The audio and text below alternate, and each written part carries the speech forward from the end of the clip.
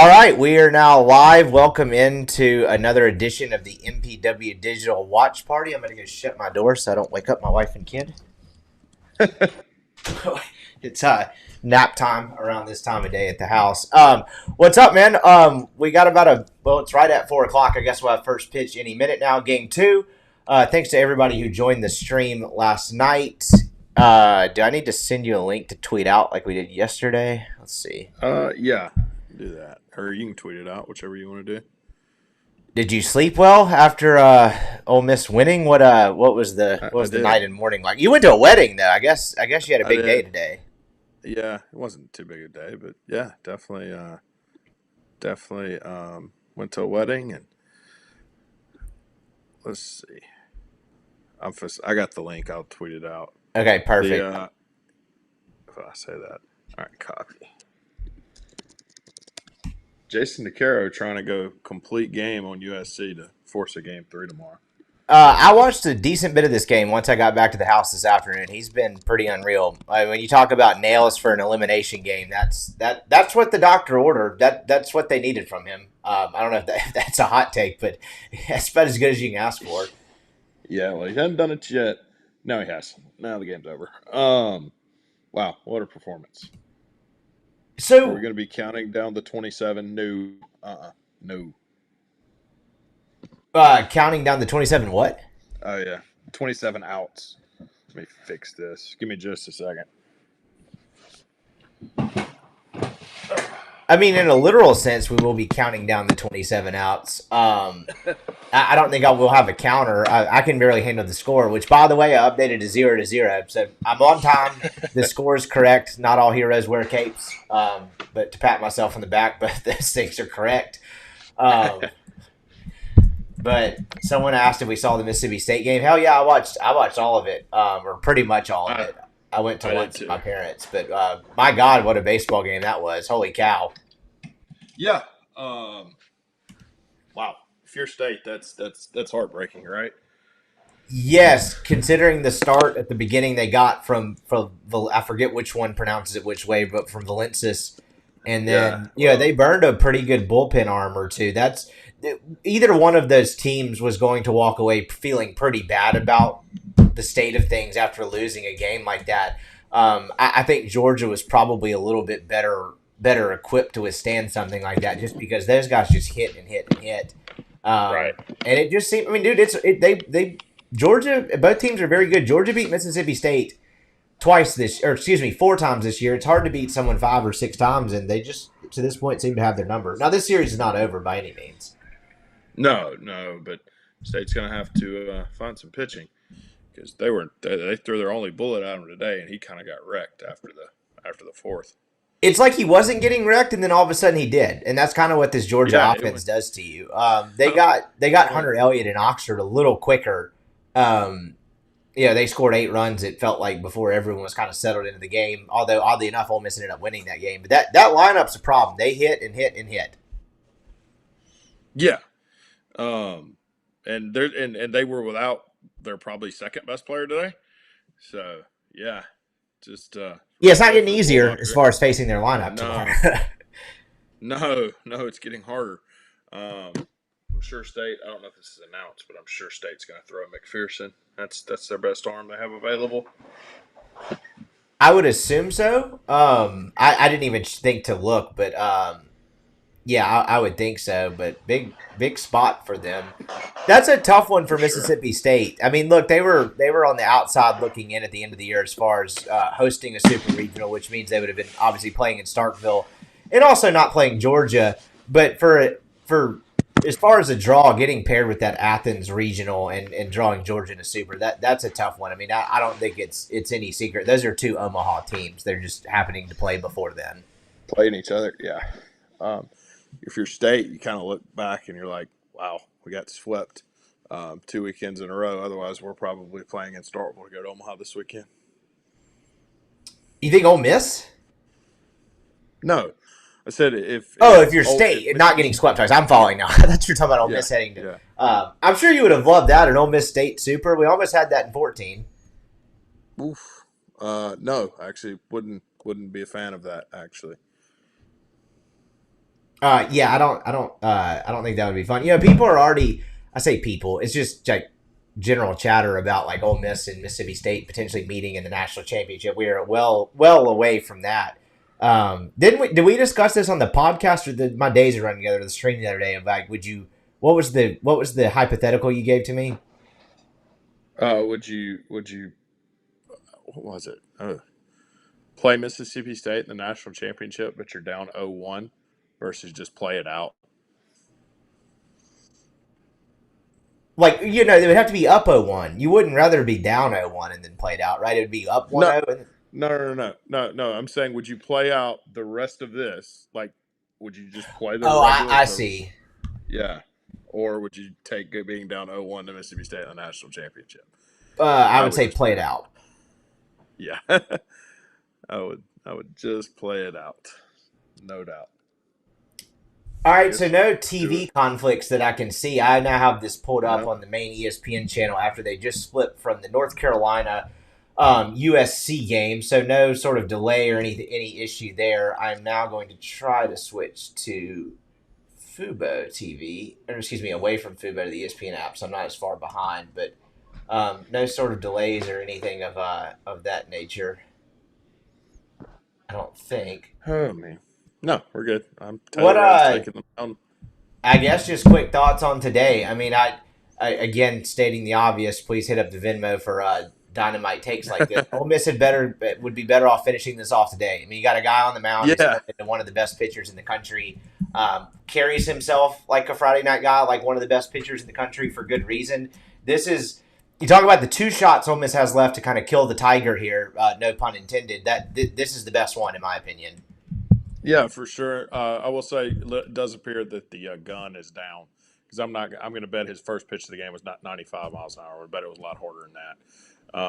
Yeah, I'm going to bet that gun from last night's a little off. So, Three straight yeah, pitchers were down in velocity last night, according to that gun. I think that's pretty good evidence that yeah, the gun's probably down. yep. So All I'm right. signing into the ESPN app. We're off and running Oh yeah, we're 0-2 count. We've almost hit a guy. Um, in an 0-2 count. yeah, three straight fastballs. See, this is why I hate the ESPN apps. Tell me the game hasn't started, but I believe I have proof on the other side of the stream.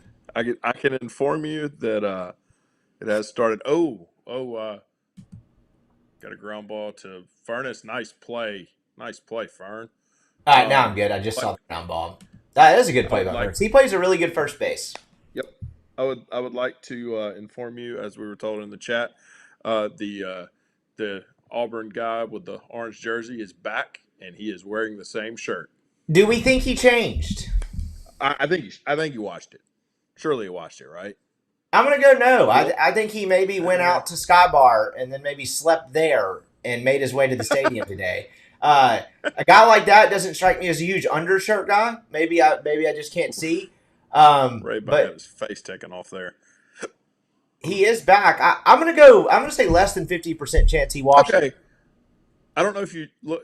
That absolutely looks like Deshera now. Yeah, that's Deshera. That's not as bad as he looked last night. You think he was just disheveled last night, distraught I there? don't know.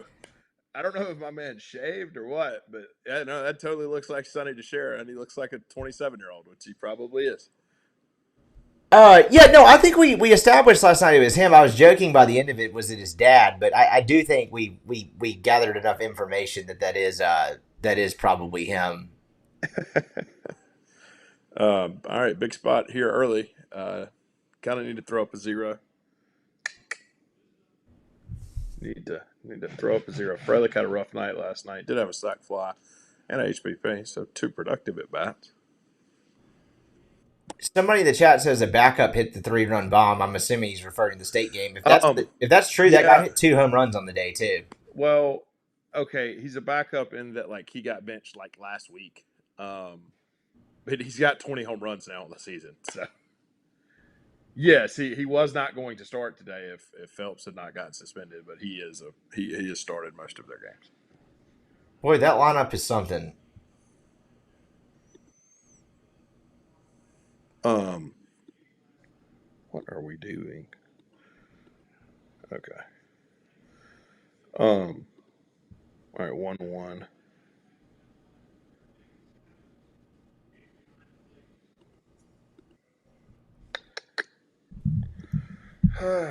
Boy, it'd be nice to throw up a zero. Put some heat on them. Maybe score a run. It would if Ole Miss can get up early in this game. I think again the one like downside of doing this, which I enjoy doing, is the watching without volume. But I bet the stadium felt a little tense last night, and it up early in Ooh. this game. I think Ooh. I have a similar feeling. Ooh, Needed that. It's a good pitch. Mm. I'm kind of in on the Boy, parking garage people. My guess is they don't have to pay admission. That's not the stadium. I don't think they do. That might be the best Crank seat it. in the house. Free, and you're at your car. It's like your own tailgate while also watching the game, and you didn't have to pay to get in. If Ray could dot it right here, a fastball in the inside corner would lock this cat up. The problem is, I've said this before in situations, you miss about 2 inches to the right and he's going to hit it off the wall. Pigsa basketball in the chat says this uniform combo is hard to watch. Orange and red jerseys, buddy. I'm part colorblind. How do you That's what think he I feel? tried to do. He just missed the spot. I won't be shocked if Rabe's 99 100 right now because I think the gun's about 3 down. He looks pretty keyed up too. I wouldn't be shocked if he's 99 100.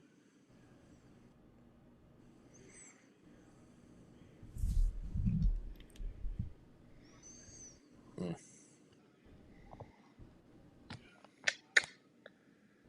Come on, Rabe. I'll go and pick. Ooh.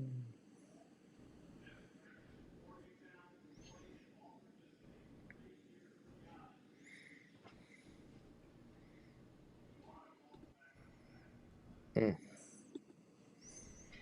All right, ground ball to second be nice.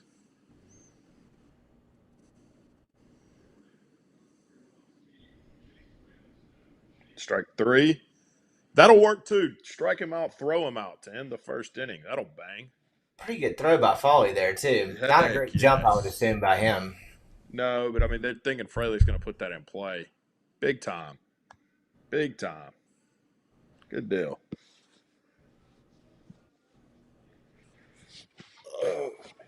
Pretty good start, all things considered, for Ole Miss. This is kind of an interesting spot for Ole Miss to be in, but No doubt. um,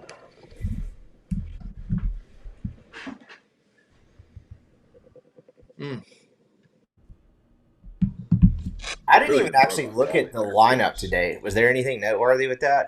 Same. Nope. Same as last night. Presumably Yes. without switching I the don't. fielders. I don't. That's what I was just about to check. I don't know where Bassetta and what they're doing there. Wait, we might have a third guest joining the show from this house. She didn't speak English quite yet. Randall is in left. Bassetta is in right. Randall in left, Becerra in right. Okay, did you see Mike said after the game that had something to do with the sun? Did we talk Yeah. about this last night? Yes. Okay, look at what They we got mentioned it going on the on here. broadcast. Yo. This is Price. Hopefully she gets into a better business than podcasting, but she's totally aware the game is going on. But She loves the screen. yeah, she does like looking at herself. Probably gets that after that.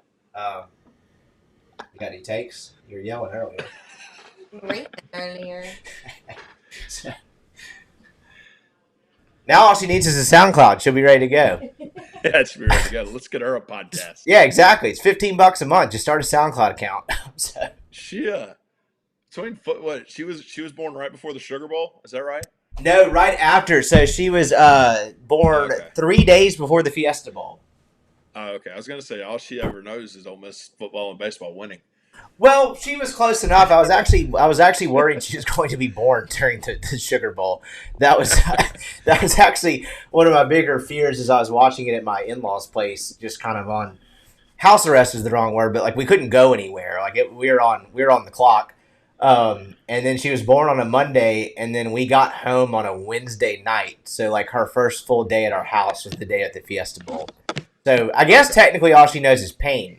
To this point, maybe today could rectify that. Um, Yeah, that would help. Yeah. Yeah. wow, so Yeah, she had to suffer. they went Petrovic today and not Yeah. Marciani. that's interesting because Petrovic has spent the entire year as their Sunday starter. Well, Marciano started on Monday too, though. That probably is the reasoning for that. I would think. Uh, that was not a strike a half inning ago. Whatever.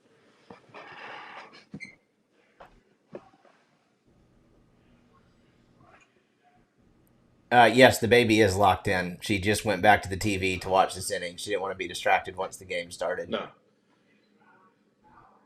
Get through. Oh.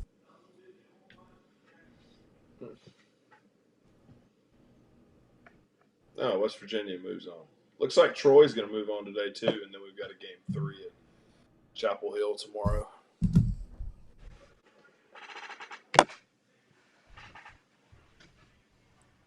I was talking about this. I know we mentioned it a little bit last night, but one side of the bracket does not look like the other. If Ole Miss was able to get through, No.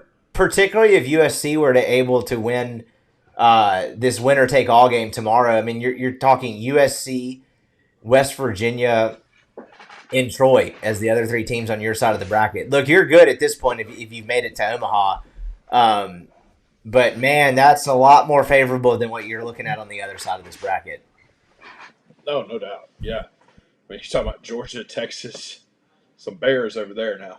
Hell yeah! I mean, even if Oregon somehow beat Texas and got through, I'm not saying that's too far fetched, but like even Oh, any yeah. of those 8 teams remaining on that other side of the bracket, it just that looks way more daunting. I guess the one thing that would soften it is if St. John shocks the world, but I don't Yeah, necessarily. I don't think it's happening. I don't think that's happening either.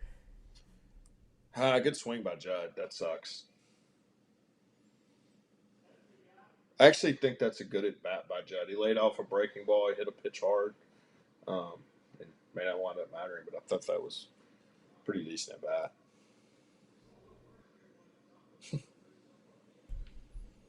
All right.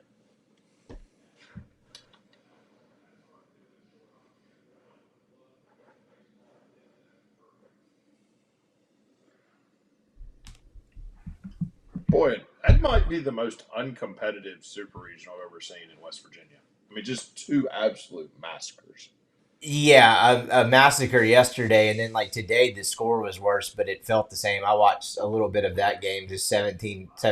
I mean, you mentioned the velocity difference in a mid-major like Yeah. that, and then take a mid-major that struggles with velocity across the country and have them play at 9 a.m. local time and then 10 a.m. local time, or Yeah. whatever it was. I guess it would have been 11 a.m. local time today. Um, that's not a great recipe. And then you got to think about it too. Cal Poly makes it out of the Los Angeles Regional, but they make it out of it without But they having to didn't. play Yeah. UCLA. I mean, Yeah. good on them for getting there. But that's a real stroke of fortune for sure. You know, the most miserable part of that probably had to be the like hour and a half rain delay they had in the eighth inning down 17-1 that they just had to wait through. Oh yeah, it just like okay, can we just pack up the bus here? Like Oh! I get. God dang it.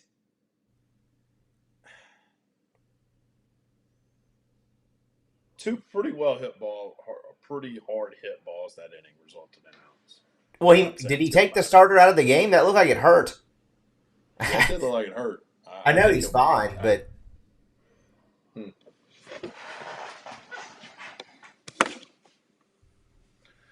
All right, not a bad inning. I mean, I know it's 1, 2, 3, but that was two pretty well struck balls.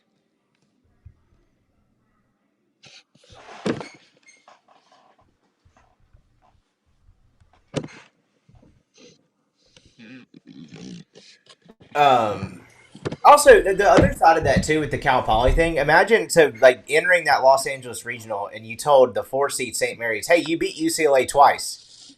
Wouldn't you figure they're still playing? Yeah, no doubt. that's, Yeah, that's a tough yeah. one. You beat UCLA twice and don't make it make it out of your regional. Yeah, yeah. You tell them on Thursday, hey, you're gonna put the Bruins out. Like, The wow, number one overall super seed. You're weak. going to do it by beating them twice. I would think I would still playing baseball this weekend, No doubt. but I guess All right, that's big. kind of how the cookie That's crumbles. how that's how the breaks go.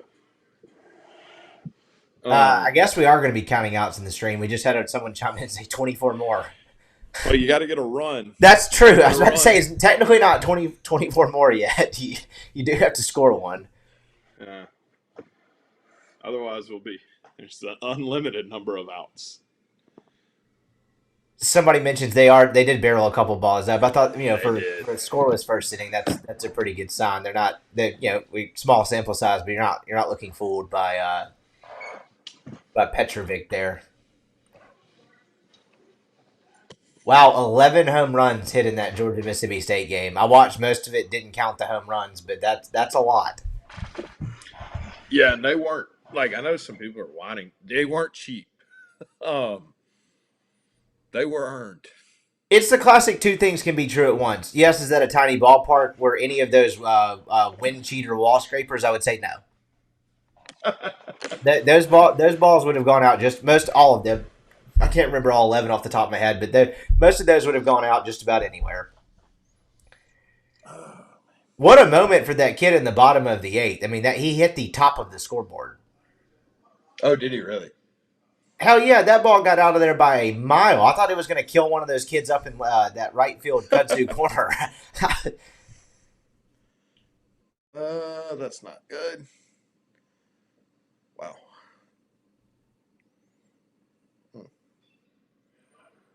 Clearly had the shift on there because if you're playing kind of straight up, Yeah. that's a that's a 4 to 6 put out. Not much hard contact on Rabe though thus far. No, that's just an unfortunate break. Oh, I did see this. Luke Hill has been balling. He was player of the month, I believe, for the Guardians. See with the Guardians? Really? Yeah, he's a stud now. Talk about a guy doing a 180 from how the first couple weeks of his Ole Miss tenure went, as far as in season, to what he turned Ooh, into. oof. People were ready to run him out of Oxford. Yeah, that the little social media snafu. Yeah, To put it briefly and politely. to But pitch. turned into a guy really like by the end of the 25 season, I think a fan favorite, a guy that the team seemed to rally Oh around yeah, and tough as nails. yeah. Kind of a classic. Maybe don't judge a book by its cover, or maybe a good example of people make mistakes. 1,300 OPS. Is that what he's hitting right now? Yeah, yeah, ain't Holy great, man. cow! No, 1,013 OPS. I just pulled it up. I mean, that's still awesome, but he's in Double A for that's got to be Cleveland, the Akron. Yeah, Cleveland, the Akron Rubber Ducks. Okay. Oh, Gonzalez hit a home run today. First one. Good. I actually had their game on the other day when he got his first Major League RBI in Minnesota. I was sitting at my desk and Okay. background noise, and I looked up. I didn't even know who hit the ball, and I see him standing on first base. I was like, "Oh, that was Jacob Gonzalez." Um. Yes. Yeah. Do you know he's playing first base now? I did because I just knew that because when he got called up, I was like, I wonder where they're playing him, and I saw he got called up. I believe didn't get in his first game when he got called up, and then Yeah. started the next day at first base. I don't know, big league baseball, like particularly early on in your career, um, just Ooh. kind of Oh play boy. and 2 weakly hit ground balls that just found holes. I mean, God, I feel like just get the shift right, I guess. Just, I mean, I don't know. I'm being a little facetious, but dang, yeah, that's neither a one of those were punished. big early spot here. Yeah, no doubt. Coster, thank you for you and Vodka Bill checking in. I appreciate everybody watching the stream.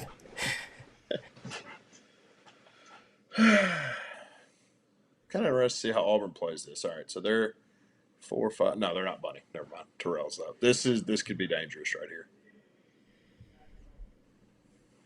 He struggled a little bit lately. Had a good night last night. Saw it well. This could be a problem. It could Good big start. early spot here too. Couple of just like tough place balls from the pitching Yeah, perspective. just bad luck.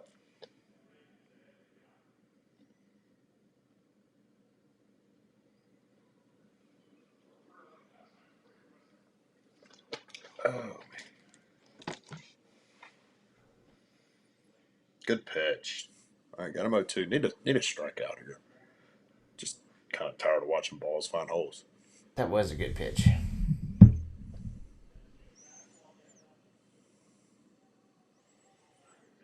Need a strikeout.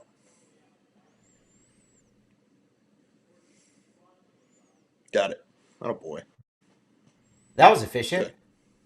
Yeah. 3 sliders. 3 really good sliders. So I've actually changed my stance on this guy in the Tiger shirt behind home plate. I'm not sure actually he went home. I think he's been standing there since last night. He hasn't moved. Yeah, He's just chilling. I don't think I don't think it's a debate whether he washed the shirt or not. I don't think it's a debate on what he's been doing. I don't think he's been doing anything. I'm pretty sure he's been planted there like cement mixers in the ground since last Do you think? night. Do you think he slept? If he can sleep standing up, maybe, but I would doubt it. Yeah, I don't know if I've never fallen asleep standing up. Not sure if you can do that or not. I can tell you it's possible. I almost did it in the hospital when on sport. I was so tired. It can be done. Not great sleep, Sure. but it's possible. Oh my God. Whew. Mm. Oh, Yeah. not exactly hit him in the chest. No. No. No. All right, gotta get off the field here. Yeah, this is a big spot here because I mean a hit. You're obviously I'm saying the obvious, but down 2-0 versus if you can get off the Yeah. field here. And again, this is if you believe the in the momentum piece of this game, if you can get off the field here, this is yet another squandered opportunity for Auburn. They would have left Yeah. a small village on the base pass last night. A big swing moment. At some point, they're going to come through with a hit, though, if they keep getting these spots. I really like to get the left. Or never mind. What I was about to say is stupid. Well, I do it all the time. Go ahead. No, I was going to say I'd really like to get the left. For some reason, I had it in my mind that Taylor Rave, for all of a sudden, was a left-handed pitcher. I was going to say I'd like to get the lefty. Little Durangelo Santi action where Yeah, he just flips yeah, the glove. yeah. There you go. Man. Good pitch there.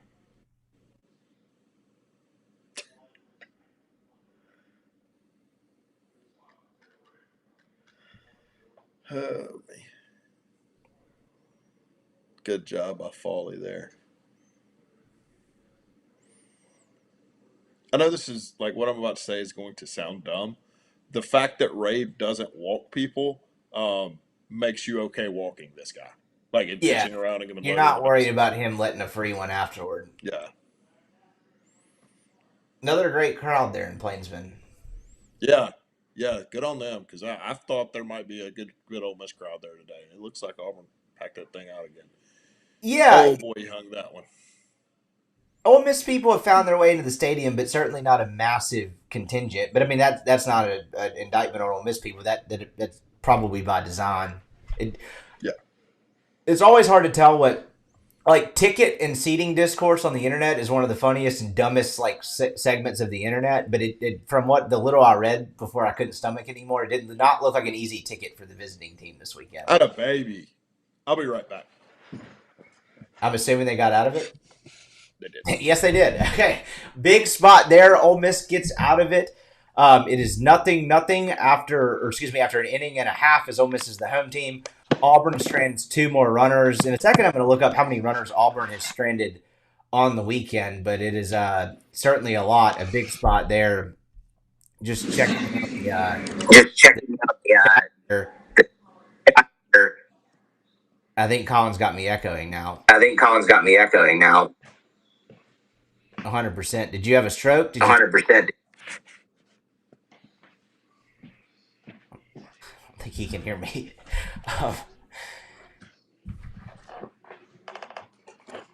With all this producing practice, Borky and Haydad better watch out. Oh no, I'm going bigger than that. I could produce like the Dan Patrick show at this point. I'm a producing machine. call Borky. I can't just call him up. I mean he might be willing to join, but I can't throw that on him unannounced. You All right. back? We're good now. Yeah. Sorry I echoed for a minute. No, that's okay. We started echoing just as someone complimented my producing abilities, but I will say that one wasn't on me. I didn't have anything to do with that one. I didn't touch any buttons. No, I had to run to make a pit stop, and my headphones disconnected, and there we were. Someone in the chat asking where Rave has been in the latest mocks. I honestly I have no idea. I don't know. I'd be curious to find that out. We do have a machine that can tell us that. Hold on.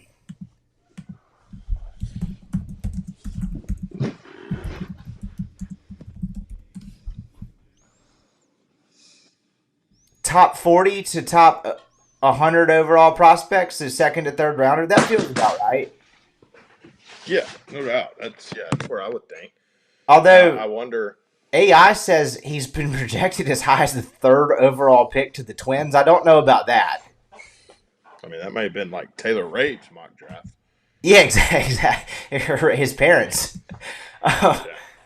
But I mean, he's a guy, and I don't know what he'll do. But if he comes back next year, I think he made this point last week. That look, top 3 pick. I don't know if it's in the cards, but a guy that could turn himself into a first rounder. I think.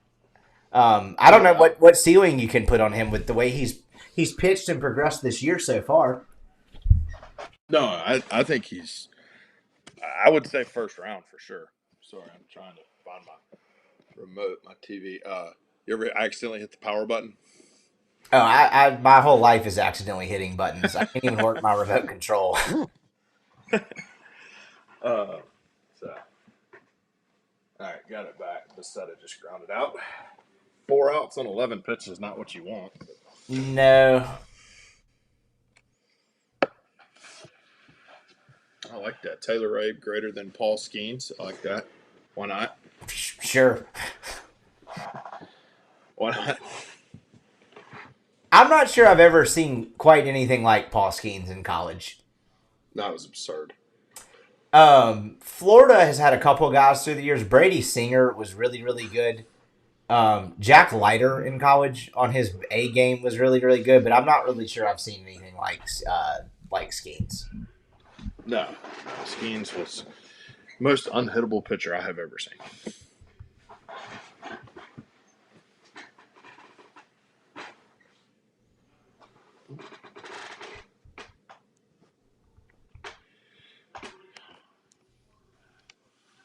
He was like, remember, Ole Miss sucked that year, and I went and I used one of my parents' tickets that game because literally I was just like, I got to see this.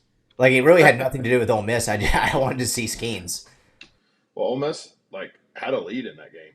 They did. That was the year they God. didn't hold anything due to bullpen, due to lack of bullpen. Jeez. And they had all kinds of problems that year. Great play by the second baseman. Who are they wanting you to call in earlier? I didn't quite hear. Borky. Uh, I love Borky. I'd love for him to join, but I can't just call the guy up and be like, "Hey man, you're on air." I don't think he'd take too kindly to that. Nor would I if he did that to me, just for the record. So, by the way, not anyone that anyone's asked yet. I've sent the link to Neil. I don't know what it is about the power and the MPW stream this weekend. Neil doesn't have electricity at his house. wow. Yeah, it went from me to him. Maybe I jinxed it last night. I don't know.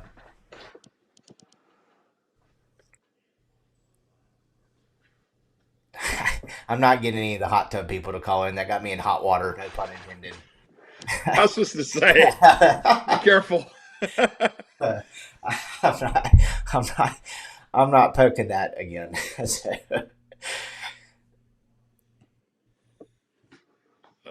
Me. Our man in the Tiger shirt looks a little more lively than he did a few minutes ago. He's crossed his arms. He looks a little more locked in. Yeah. Maybe he went to the bathroom and did a substance. I'm not saying he did or didn't. I'm just saying he could have been a little more zeroed in right now. He looks a little more locked in. Guys, for the love of God, the second baseman can catch the ball. Okay, we've proven that. Let's try someone else. That kid can scoop it. That kid can catch it. So let's try another guy. Jeez. It's enough rollovers Nothing to him. after 2 innings. Ole Miss with some pretty hard contact in the first inning against Petrovic, but not in the second. Didn't really do much there in the second inning to help his pitch count. Not really, or hurt his pitch count, I should say. Not an overly productive inning there for Ole Miss. While we got a break, just looking at the chat, Steven Strasburg was elite in college. I don't really remember Yeah. much about him. I know he's at San Diego State, but they're not a Power Four team. They were kind of off the radar. Do you remember Strasburg as being like a phenomenon in college? I like kind of do, Yeah. but not really. Yeah. He Not an actually age the thing, by the 09. way. I was perfectly old enough to remember Strasburg. Just didn't feel as mainstream to me as Skeens. Well, it's that, but college baseball wasn't what it was back then. It wasn't back then what it is now, but he actually Virginia actually beat him in '09 when they came to the Oxford Super Regional. So Really? he was matched up. Yeah, he was matched up with Virginia. Virginia wrecked him pretty good. And yeah, so yes, he was a stud in college, no doubt. No, I distinctly remember his major league debut. That was a phenomenon. That was one of the more highly anticipated big league debuts that I could remember. Same with Bryce Harper was another huge one. But I definitely remember Strasburg like debuting for the Nats. I don't remember him as being as big of a phenomenon in college. Okay, so someone in the chat says they were a 4 seed in the regional. Imagine seeing that as a 4 seed. Or No, as a they one. were a three. No, They they were were a a three 3. seed. Okay. Yeah, that regional was played at UC Irvine. Yeah, and so Virginia was the 2, which is why Ole Miss was able to host, and Virginia beat him. Then wound up winning that regional, and Ole Miss hosted, and the Rebels won game 1, and then in a crazy turn of events, they did not play games 2 and 3. So just didn't happen. That was the game 3 spawned that little 5 outs to Omaha mini doc that Chase was in. Well, game 2 really, because that massive error happened in game 2. Jesus. I guess that you're right. That was game 2, and then the game 1 was that the Matt Smith walk off. That is correct. That is correct. Oh, me. Rabe could use a clean, stress-free inning here. Again, we do have a Venmo Yeah. available if you wanted to drop in for takes like that. But 1, 2, 3 here. Yeah, that would help the cause, right? Pitch count's not in bad shape considering the runners that he's had. No, it is not. A little bit similar to Elliott last night. Felt like there was a lot of traffic on Good the base pitch. pass, particularly early. And when we looked up in that third inning, given the traffic Auburn had on the base pass, it was kind of hard to believe Elliott was only at 35 pitches at that point. Was pretty efficient until he got to that 5th inning where we were talking about can he get 3 more out of him, and then a span of about 4 batters, Yeah. 55 to 72. Whew, really good to put away the 9-hole like that. Great All right, pitch. top of the order. Yeah. This dude's about it right now. Just score him a few runs. Just score him a few runs.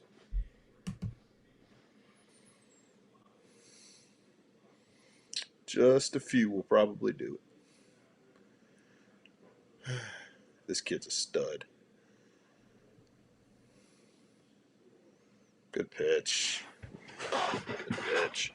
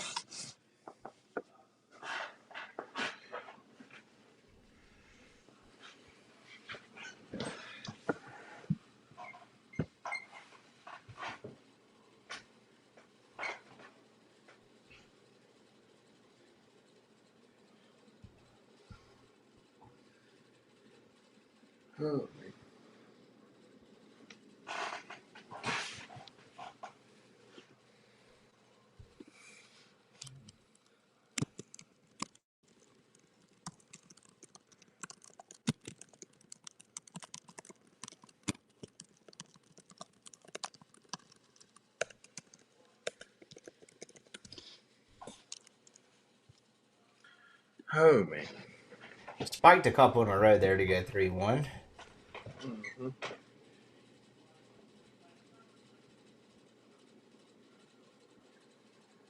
Yeah. Definitely a little worrisome. So I figure he's going to go back slider here. No, wow, fastball. Got a roll over. There you go. Good.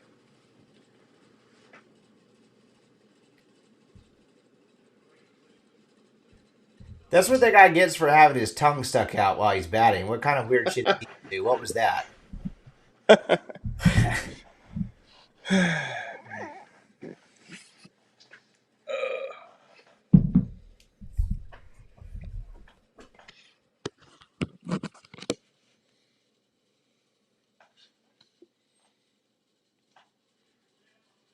Not being on the beat anymore, you don't get to see. Like I don't get to see these guys in person as often. I've seen Yeah.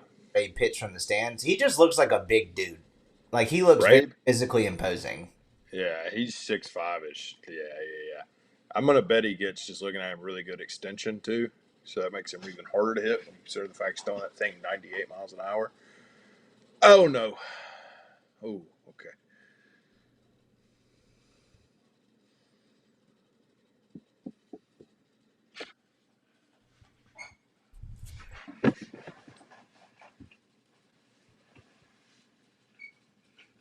Not a great effort by the ball girl to scope out. If I must say so myself, did not look in a hurry. Great call by the umpire there. I know it was right in front of him, but that wasn't fouled by much. Boy, it's the second inning. Those guys have a lot of Miller Lights lined up there. They've been knocking them out. Yeah. No doubt. Be nice to get off the field right here, man. A couple more pitches. Hooks does look very massive too. Rabe is more of like a lanky massive, where Hooks look like he might could play linebacker. Yeah. Hooks is, yeah. I wouldn't want to mess with Walker Hooks. Super nice guy, I've heard. Still wouldn't want to mess with him. Get off the field here. Maybe.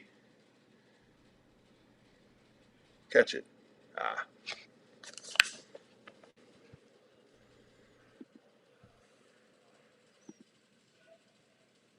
Good effort there by Spacetta and right, yeah.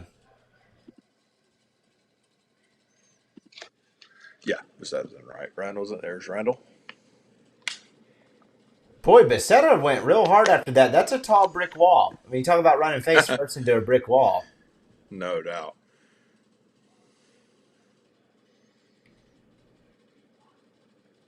So, Yeah, not definitely. to pat my own back here, but this does answer the fact Randall can play left field. That is the thing Yeah. that can happen. Not that I've spoken into existence. I don't think Mike Bianco listens to me, but that is indeed possible, which I'm glad to see. He tried to break one off there. Goodness.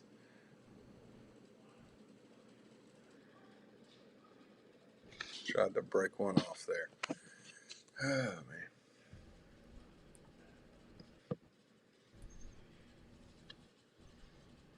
Need to get off the field right here.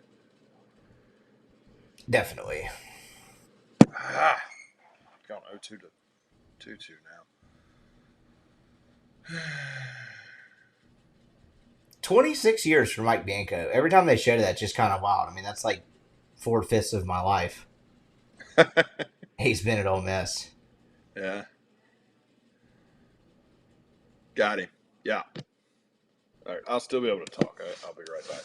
Yeah, no worries. All right, so Ole Miss gets out of it. It is 0-0 after 2.5 innings. Ole Miss still yet to have a hit in this game, but Terray battling in there pretty good so far. I mean, if you're Ole Miss, you were fortunate to get out of that second inning with no damage, and you got to feel pretty good about where you're at.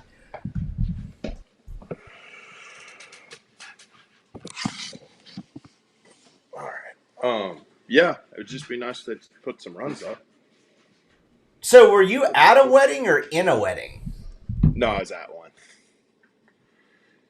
It's at one, but I had to the situation where I couldn't miss. Otherwise, I would not be doing this live stream. I would be in Auburn, Alabama. So you'd be on site, on scene, Yeah, not for this wedding. yeah, we would. I would be in Auburn, Alabama. So what would And I'm sure you've done this I a will time or say- two before. A stadium like that, what would be your process to get tickets? This is I'm a big believer, and I stand outside about 5 minutes before first pitch, and I go on SeatGeek and get them Okay. because they start dropping immensely. Like plummeting in value? Yeah. And to the point, like if Ole Miss loses this game, there's a very, very real chance I wake up in the morning and drive to Auburn, depending on what time the game is.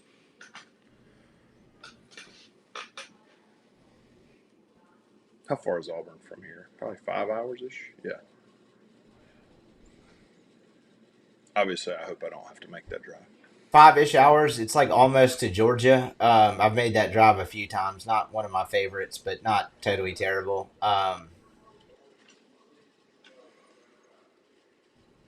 I've only been to Auburn one time. I went to a football game in 2015 that Ole Miss won.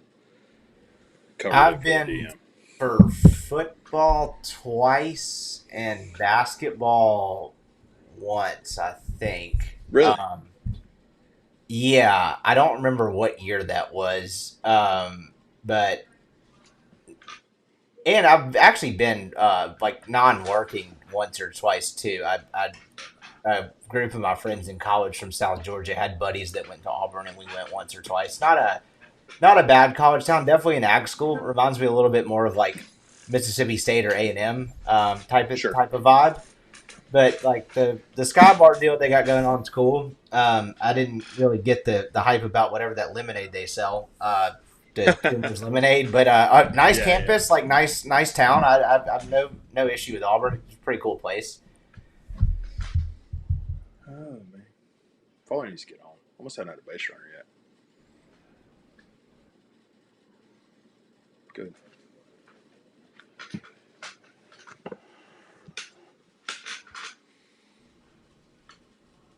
Yes, the Laquan revenge game. That was exactly what that was. I actually like my TikTok algorithm's so weird that I watched a full like mini version of that 2014 Auburn game on my phone this morning. It was as miserable as you could imagine. I was just to say, I'm glad you could watch that because I couldn't. Well, what I'd forgotten about it is Laquan had already scored in that game, and it was like having a hell of a game too, which like made it even more anticlimactic and brutal. I did not remember that in real time. Man, Petrovic's on one right now. Yep. He's faced the minimum through 7 hitters so far. Ole Miss yet to have a base runner.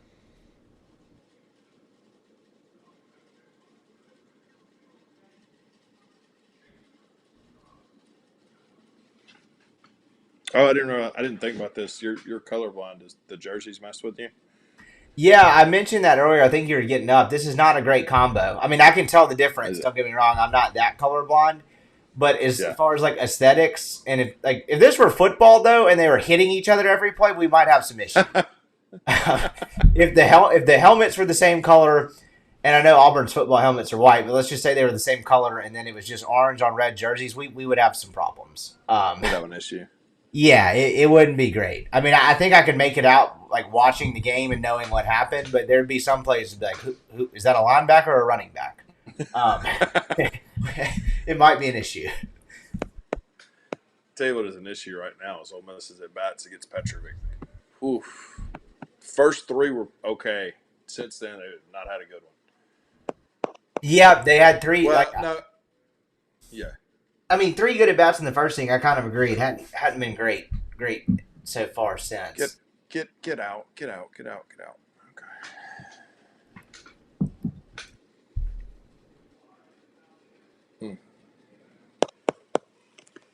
Interesting that Auburn has the netting all the way down the lines.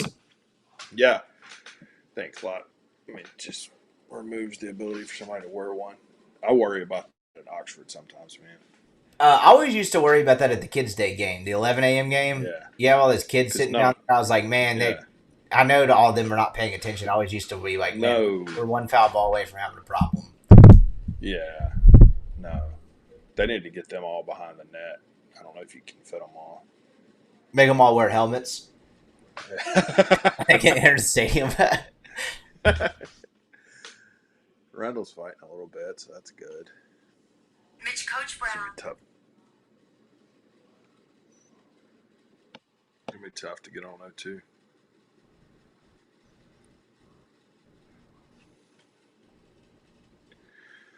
Oh, man.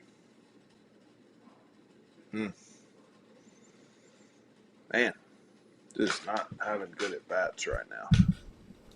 No, they are not. That's Randall strikeout 2 down here in the bottom of the third. Swung a ball at his chest.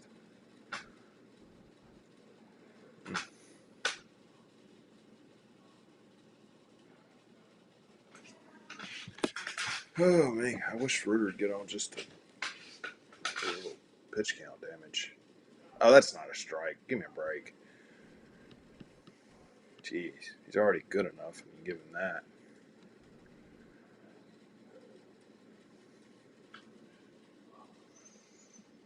Come on, Reuter. That is a strike. Goodness, he's 0-1, 0-2.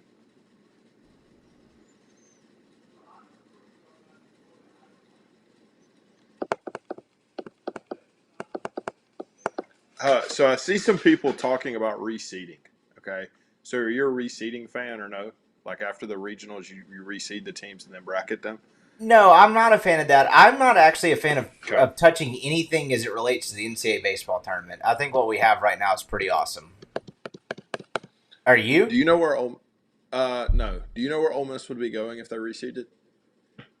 I do not. On it, I have no clue. Mississippi State University. That's where they would be going. Wait, really? Yeah, State would have been 7, and Ole Miss would have been 10. So yeah. Can of corn there by Reuter. It is now 3 complete. Ole Miss, Auburn tied, scoreless. Ole Miss is yet to have a base runner as we go to the top of the 4th.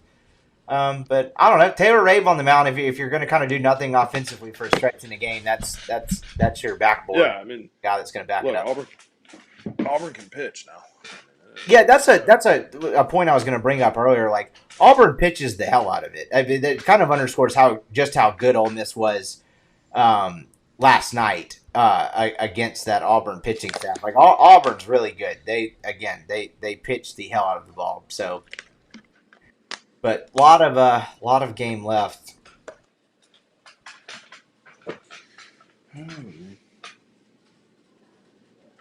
I'm going to make a quick pit stop. I'll be right back.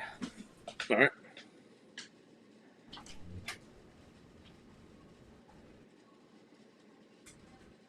Oh, Jennifer, you would not make the end of this game if you did that.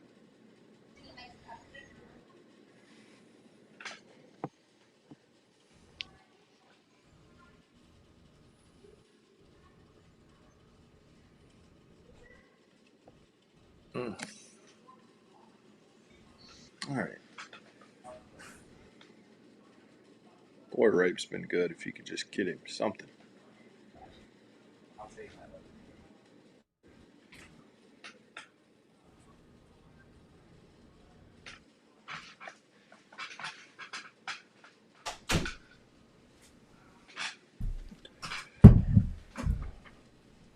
What do you figure Mike's saying in this interview? I'm volume off with the stream, but I don't know. He seems sort of jovial. So. Oh yeah, I bet he's happy. They're in a good spot. I mean, I know this game hasn't gone well at the plate for them so far, but they're in a good spot. It's funny. Like I always wonder what I'm sure it's a set time. Like you're going to go to the home coach and the away coach, but for Mike, like his pitchers pitched pretty good, and they haven't had a base runner. Like how much is there to analyze in this game so far? You think he's like we would be better off if we did have a guy on base? So Browell, is that how we say it? Makes a really interesting thing we should look at. Apparently, thinks Auburn's pitcher is tipping pitches. I like that. I'm a big fan of trying to figure out if people are tipping. I'm not going to say who, but I remember texting you that when an Ole Miss pitcher was getting lit up by, I could tell he was coming set at his belt versus his chest. So If Browell knows that, does he have a direct line to the Ole Miss dugout? Uh, Could he let them know whatever I, he's discovered? I feel like if this is accurate, we could let someone know. Yeah, yeah. I got enough phone I contacts. Just give me a little more information. yeah, I can hit send on a text message real quick.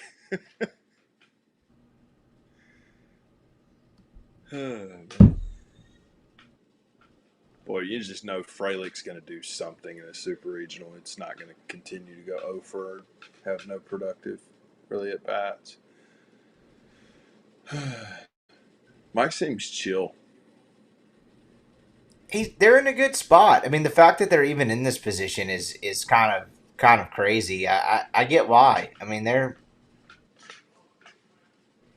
mean, obviously, job's not done yet, but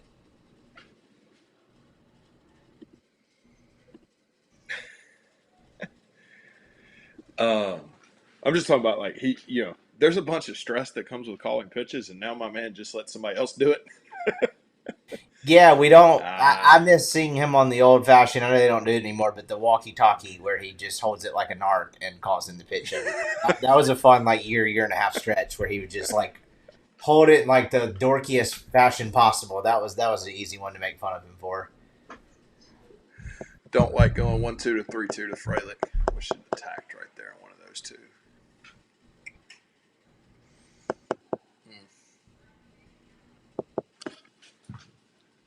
Kind of got to get away with one there too. Oh, there's Todd Walker. I didn't even know who was calling the games this weekend. Tom Hart and Todd Walker. I thought it was actually Chris Okay. Burke, so maybe I actually didn't know that. I'm mistaken that. I like Todd Walker though. I like both of them. Yeah, Chris he's Burke fine. and Todd Walker, they're fine. Don't need a leadoff walk. Freilich's fight. He's a good hitter. Good hitter.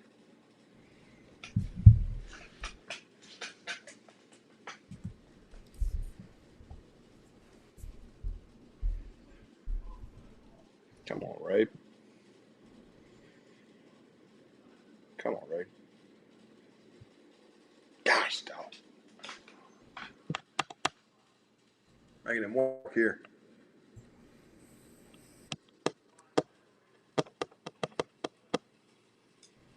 Because I'm He went sure they like want to get what 6.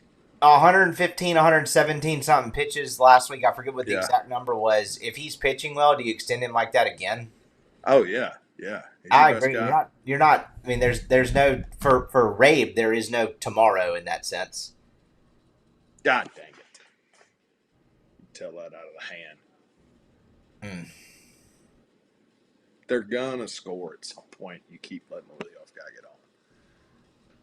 Playing with fire, man. Troy in the College World Series. How about that? How about that? 29 lost Troy.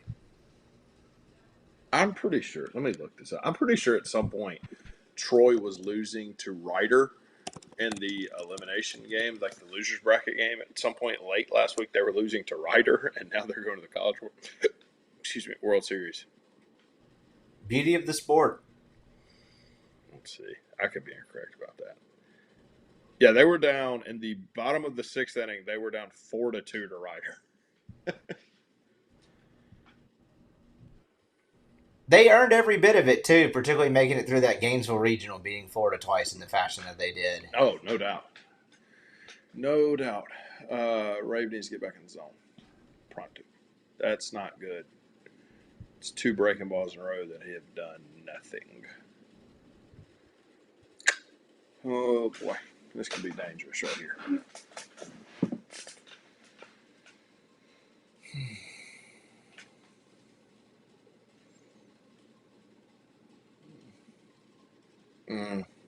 Oh? I don't think you're turning. No. Good. Good play. Yeah. Yeah. Good on Pano. Not trying to make too much out of that. Good.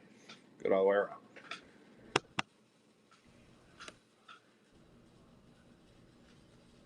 Yeah, that's what worries me. Somebody sees losing the breaking ball. What worried me a little bit, but he did throw a good one there. To your point, I was looking up the O'Shaughnessy thing a second ago. He does have 40 starts and 19 home runs on the year. Yeah, he just had gotten benched Not recently not because your he hadn't normal been hitting. backup. Yeah. Well, see, Georgia has this thing where they can just go dudes off the bench if somebody's not performing. Not everybody's got that. I mean, hell, all they got to do is go to Cobb County in Atlanta, and they could probably field most of a team. Yeah, that's what them and Georgia Tech do. And good on them for doing it. I mean, it's just that's a hell of an advantage. No doubt. All right, Ray, let's get ahead. I got ahead. Hung one. Still not a great breaking ball. He's losing that the last few pitches for sure. Not done a ton. First one to score 2 wins. I don't think I that's think it's taking more unrealistic. than that. But we still got a lot of games. Really? You think 2 runs is winning this game? I think it's possible. I think it's certainly possible, but you still got to give them the bullpens of both teams. I think it's taking more than that, but maybe I'm wrong. No, I'm not saying. I'm just saying I think that's a possibility because I don't know if there's a whole lot. Oh crap! That's good. Christ, they are finding holes. He's getting the third. Wow, yeah, they are. Yeah. All right, get off the field. Just giving up one. I mean, geez.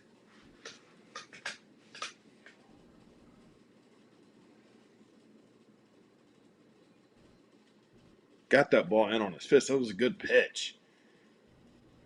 That wasn't off his fist. Never mind. Still, it wasn't hit overly hard.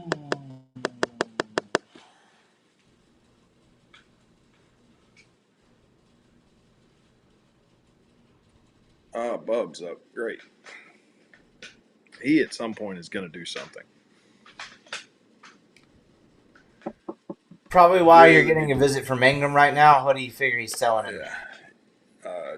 Get out of here giving up one. Like, try to find a ground ball. The big thing is he's got to get him back somehow, some way. That breaking ball's got to get back into the zone and be competitive with it. That's the big thing. I mean, if you give up one, you're not sweating that, but you just can't. It can't blow up on you. Just cannot blow up on you.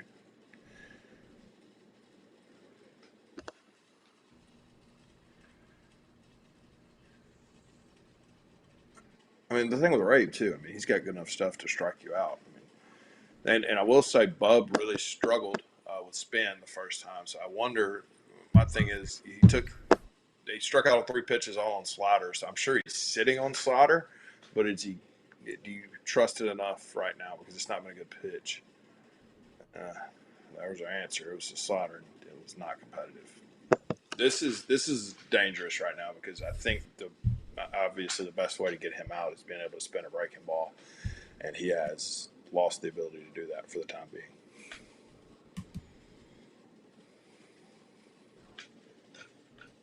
I mean, I think I'd go slider again. Yeah, he did. Oh, well, I swear to God, man. Okay, this is a problem. Man, you talk about balls finding holes. Oh my God.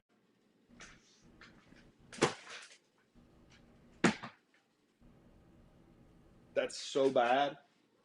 Wow. So bad. Wow, that is bad. That cannot happen. Jesus Christ. Woo, what a disaster scenario there on a ball with an exit velo, probably like 40.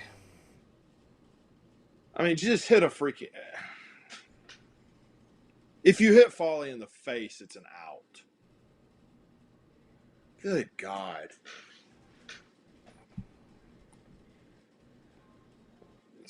Pano didn't exactly execute that the way you want to either.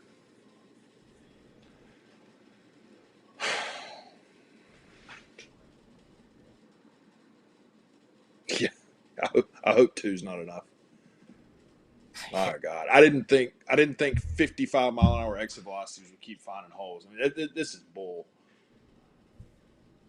You know, we talked about it last night. Ole Miss catching some breaks throughout the game. Auburn is certainly catching those today. So I mean, it seems to be evening itself out. And like Auburn catching more breaks today so far seems to be in the category of just hit it where they ain't. Yeah. Break But balls if you can back. get out of this at 2-0, you're still in okay shape. Somebody asked what time I'm leaving for Auburn tomorrow. I don't know. They haven't announced a game time, so hopefully I ain't got to worry about it. I'm not willing to concede this game just yet, though. I'll be honest. God, dog, that was really bad. And not just because even if you get the out and that you give up the run, 2-0 got bases empty with 2 outs. You feel fine. Not fine, but You mean I what think nothing? Ole Miss is going to score. No, it would have been 2. I'm saying if you'd have just got Terrell out in between first and Oh yeah, second. yeah, yeah, yeah. I see what you're saying. Good. You don't have to strike him out because they keep finding holes. Ole Miss trails for the first time all series, and we got a lot of people in the chat ready to call it quits. I think Ole Miss is scoring 2 runs in this game. I'll stake my hat on Yeah, that one. yeah. But you need to get out at 2-0 here for sure. Yep. Well, and then the pitch count's creeping up because you need 6 innings. You just need to get out here.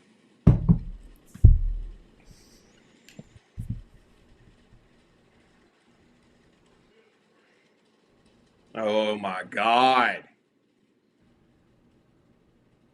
Whew. Good play by Ray. PFPs. What Really was the good play. anxiety on that one? I thought it was going to be another hit. Uh, Another 42-mile-an-hour exit velocity hit. It's a step away from being. there have been a Jeez. lot of PFPs, which just for the to clarify for the record, pitcher fielding position. There's been a ton of those in this postseason. It feels like for Ole Miss. Mm-hmm. Yeah, Arabe's making pitches. Just every ball they hit right now is finding eyes. I'm sure they're going to bleed one into the outfield. Oh my God! Thank you, Folly. I'm sure they'll bleed one into the outfield here.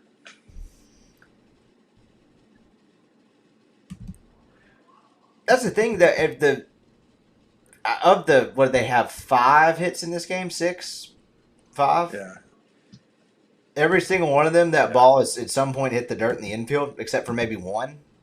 Oh, please. Okay, thank you. Okay, it's not worst case. They go score, man. Go put up a run. Or like 4. Reality was it was going to be really hard for them to get out of that once they got the hit less than 2-0. So It bottom was. line's I not think it's big. realistic to say that it could/should probably be 1-0. Yeah, if Furnace makes a good throw, it is. Or if Pano, I would need to. I'd like to see a high home camera because I'd like to know how far up the line that guy is. Because I think there probably should have been a point where Pano turned his attention to him. But even still, if Furnace makes a good throw, he's out. Yeah, got to score like now. Because they got a bullpen. Ole Miss didn't trail in last night's game, but the couple times Auburn made some noise, it felt like Ole Miss answered almost immediately. Like the first time Auburn scored a run, Ole Miss immediately answered with one. This feels like a big half inning, particularly considering Ole Miss does not have a base runner to this point. As we enter the bottom of the 4th inning, and actually, it's been 0-0 this whole time. It's now about to be 2-0 officially. Now, once I surprised the chat was not on me. Someone did just mention it. There we go. I knew I could count on somebody. Granted, I gave him plenty of time. Yeah. I didn't even actually see that. I'm not that I get any credit for it. I did fix that on my own before I saw it. But there we go. Now it's officially 2-0. Scores. Officially the score. Boy, you're top of the lineup because they're perfect gaming you right now. So it'd be nice if Decker could find a way to get on base. Yeah, starting with a base runner. That would be nice. Yeah.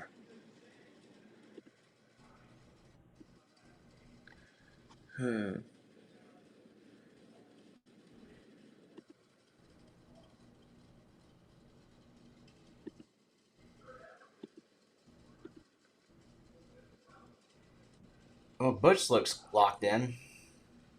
Yeah.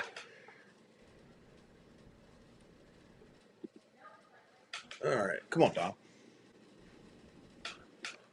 Velo's not great. He's throwing it well. He's locating, throwing a lot of different pitches into the strike zone.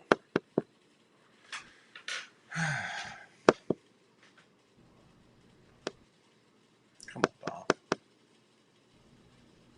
I mean, Ole Miss hits the ball. I catch a break. Right at dude so far. I mean, like I don't know. I don't know how you get mad at that. Ball like it was blistered.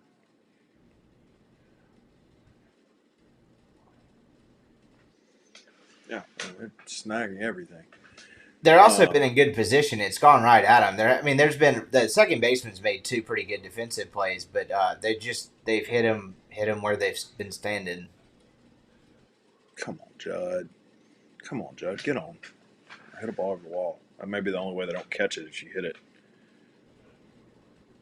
If he hit it where they hit it last night, it doesn't matter who catches it, or hit it where he hit it last night, because that's over the fence.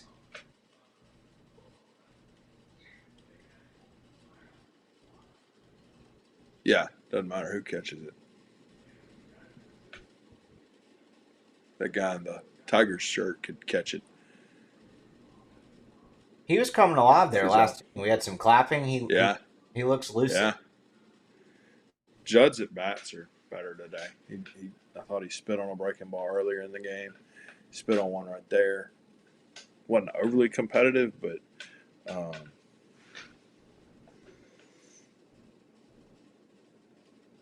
come on, Judd. No, no, no. He did not go. Thank you. All right. This could be a big pitch. I don't think they're gonna throw a 3-1 fastball to Judd. I really don't. I could be wrong. If there were an exit velo scoreboard for this game, I think Ole Yeah. Miss is probably winning it. Yeah, Good. they're on 2-0. I mean, it's too good at bats. Yeah, no doubt. That's too good at bats to start the bottom of the fourth. There you go. Ole Miss now has a base runner.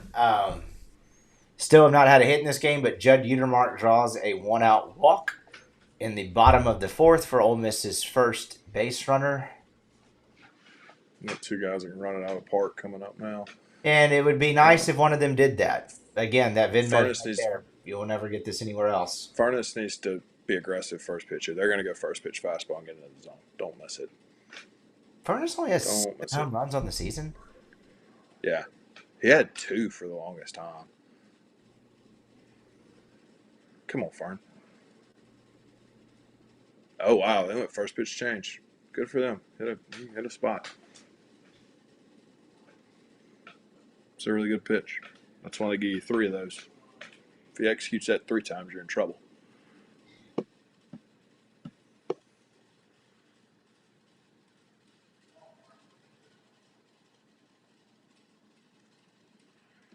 Oh, man.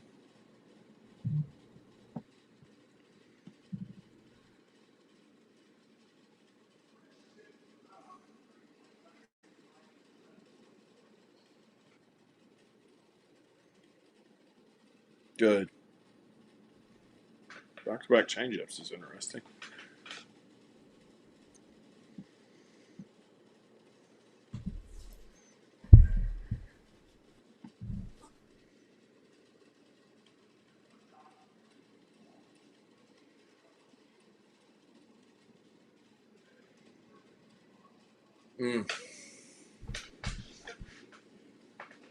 Man, that's good.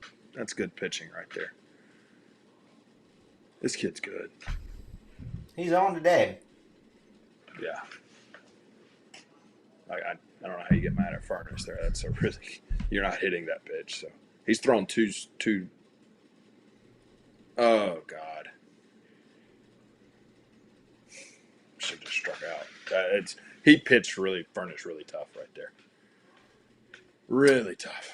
They'd have been better off with a strikeout, though.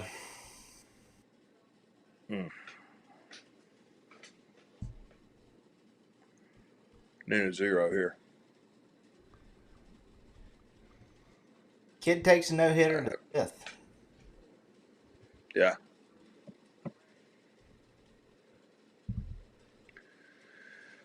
Yeah, kid's pitching well. There's no doubt about that.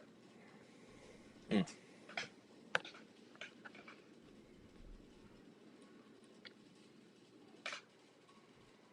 He is pitching his tail off. That at bat to Furnace was pitched so well. I mean, he goes change. The first change was disgusting, and then the second strike for a slider was, I mean, unhittable. And then he dots a changeup that if Furnace doesn't swing at it, it's going to be strike three. But I don't know. I don't know what you're supposed to do with that either. Um, so just got to figure out a way to put up some runs. The problem with Petrovic right now is the pitch count is really good. Um, Yeah, he's so not going have to anywhere get it. anytime soon. No, that's what's worrisome. So, there's zero here from right.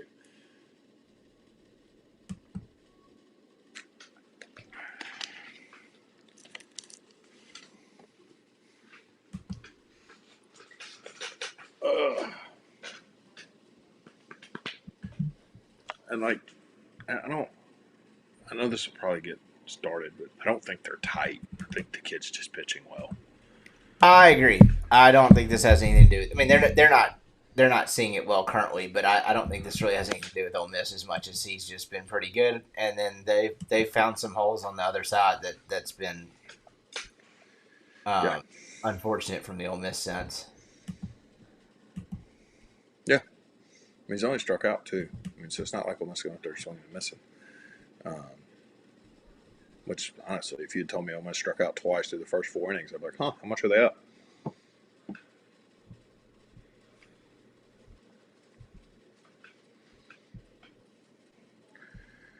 Oh boy. Why are we having a mound visit?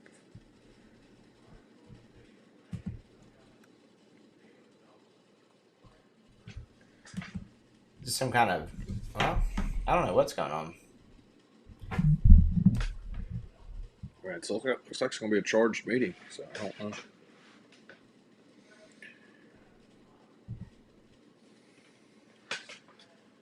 Oh, 9-hole. Need to get the 9-hole out.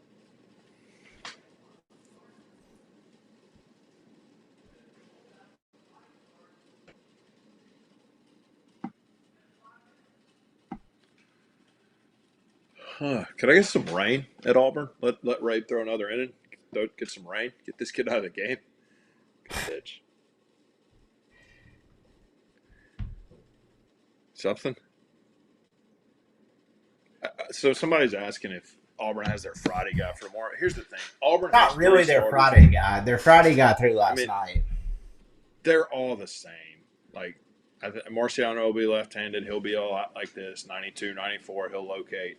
So yeah, I mean, I think Marciano threw most of their Friday games, but he's not any better or any worse than the guys that have thrown the first two games. I mean, they're statistically pretty much the same.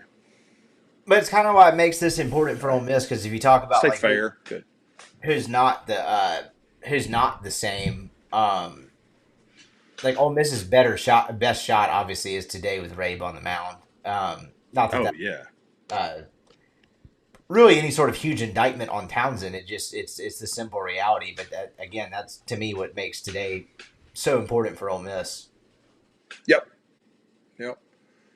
Um, Who's the redneck Santa Claus behind Butch Thompson there? What you got going? not sure who that is. All right, Rabe's got the breaking ball back. That's good.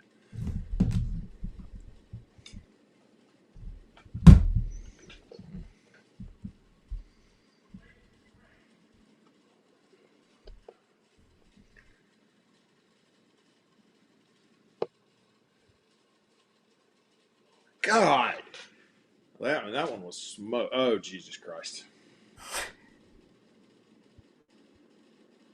How that resulted in a double is unbelievable.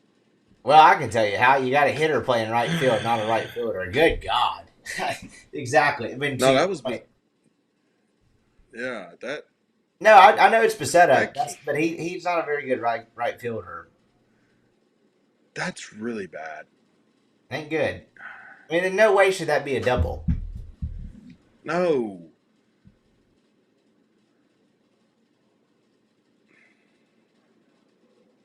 That ball was smoked, but I mean, Ole Miss has smoked Boston.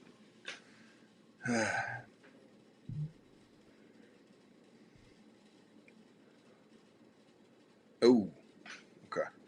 Um, bold take. If I'm just going to go on the record, if Auburn finishes this game with 2 runs, Ole Miss will dogpile tonight. But That's what I was saying last inning. The Ole Miss is going to score 2 runs. You just got to be, that's a strike. Okay. I say be patient. Yeah. But Now it's going to be hard to hold them to 2. oh yeah, no, but you said if though. That's the caveat, and Yeah. like that's the Sure. hypothetical. If they do score 2 runs, I do think Ole Miss probably wins this game.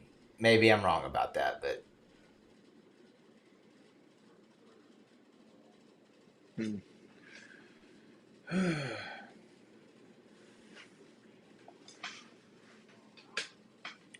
Oh. all right. It's an interesting spot. Maybe it's better to talk about it once this at bat's done. But he just threw his 75th pitch. He's got 1 out in the 5th.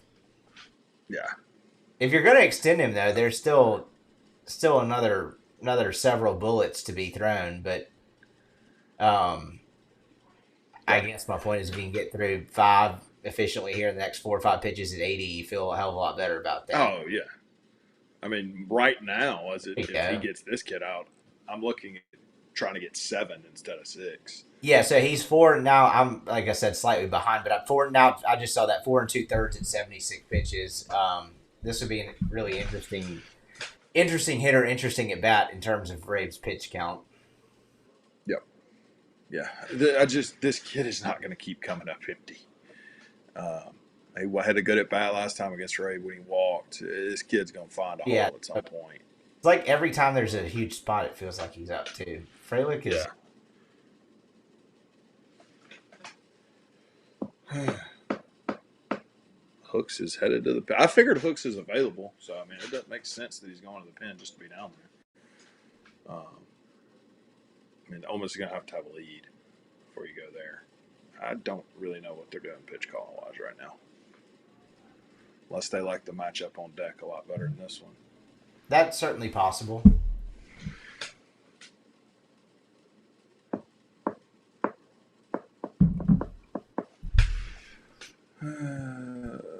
Okay, I like that. If you're gonna go 2 fastballs up and drop a slider into that,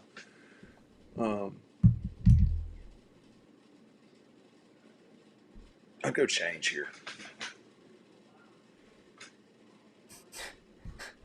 Pretty good breaking ball there from Rabe, although our big, beautiful boy behind home plate in the Tiger shirt did not love that. He did not think it was a strike.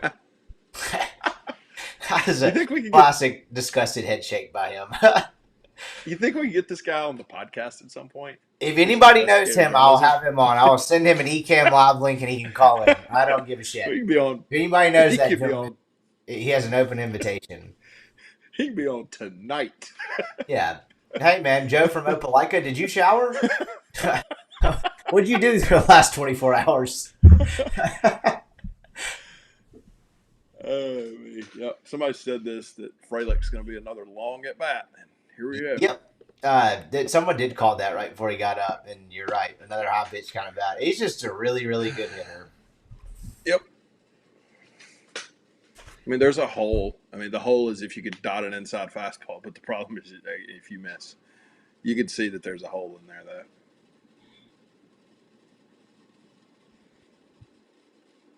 Oh, my God. Okay. All right, good. So 82 pitches. Yeah, I'm looking at trying to get 2 more. Go score. Big spot there. Again, stepping over a snake and getting Frelick out. 82 pitches after 5, not the end of the world. Again, I keep saying this, but this feels like a pretty big offensive inning. Yeah. Yeah. What do we have going on in the chat? Today does not feel like the day. Boy, this chat is taking a turn to negative. It's only 2-0. Yeah. We will not be scoring 2, someone else says. I mean, man. Dang. I don't know what context is in. Someone said overly confident that Ole Miss can score 2 runs. That doesn't feel like that big of a stretch. I stand by it. If Ole Miss can hold Auburn to 2, they will win the game.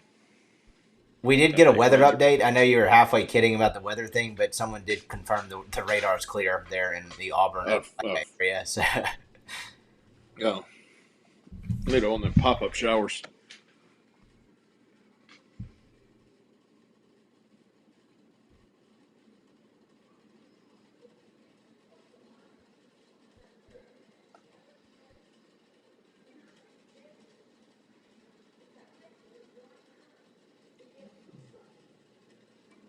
And is this a? I guess there's a break between kind of the I call it the morning and afternoon games and night games, like for until well, I guess Kansas and Oklahoma starts in 5 minutes.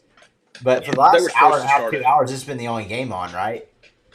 well, Troy and Little Rock. So it went, let's see, there was a game 10, 11, 1, 2, 4, and then Oklahoma and Kansas was supposed to start at 5. It They rained, got which is delayed a a little bit. bit. Yeah. Okay. And then you got a game at 7 and 8 tonight, I believe. So, I'd like to get a hit this inning. Again, it'd be better than not getting a hit. It'd also be their first. Ole Miss is hitless through 4 innings. I know I like the I know people just like I mean it's nature of fans getting negative in general, but like it's kind of an odd dynamic. You're playing another ballpark. Ole Miss is the home team. Like just a reminder, they've only had 4 at-bats. Like they've not completed the Yeah. fifth yet. Um, Yep. Look at that pack of bros in the Ole Miss gear they had. Boy, I mean they helicoptered them straight from the KA backyard. Those guys were having a great time. That was funny to watch. Oh, God. Man, come on, Basetta. Get on base. Here we go. Stay opposite field. 2-0. Okay. With him, it's still 40. just hit straight ball far. The approach, like anything you get from him hitting the ball over the fence, is what you want out of him at this point. I mean, he had Ooh. 2 hits the entire You region. see this? You see this on the TV? Since May 1st, he's hitting 123. That's not what you want. But he did have 2 hits Ball. in the Lincoln Regional. I believe they both went over the fence. That's true. That is true. That that may have been a strike. That's close. I'm glad he didn't swing. You need Petrovic to make That's him out. over the plate. Okay. Here. Okay, 3-1. Yep. Yeah. Throw him a fastball. Let's be on time and see what happens.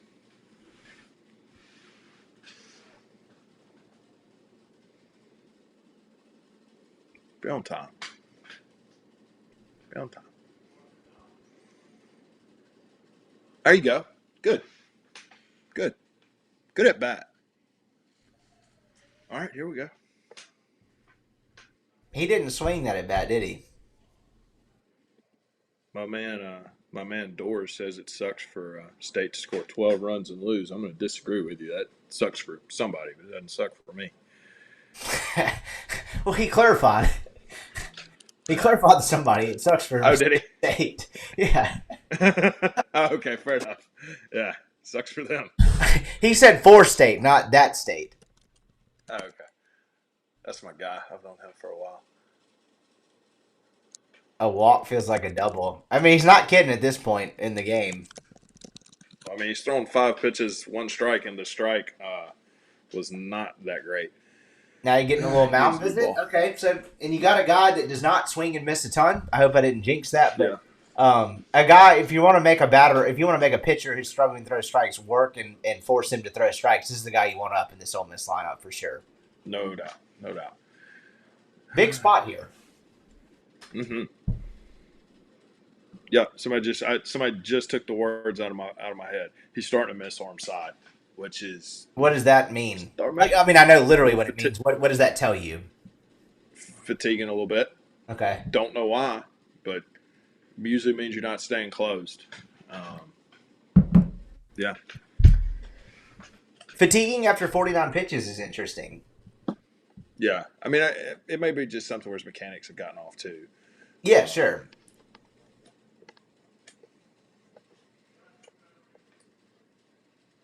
That's a dot.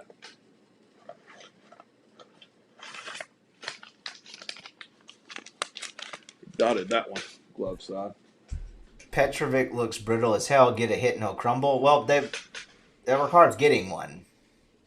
It hasn't been so easy for the Mighty Rebels so far. Oh, that might be. Yeah, there you go. Okay. Not going to be a double, I don't think. Okay, good. Good. There's your hit. Federico just good at bat after good at bat. And congrats to Big Ben. What in the bloody...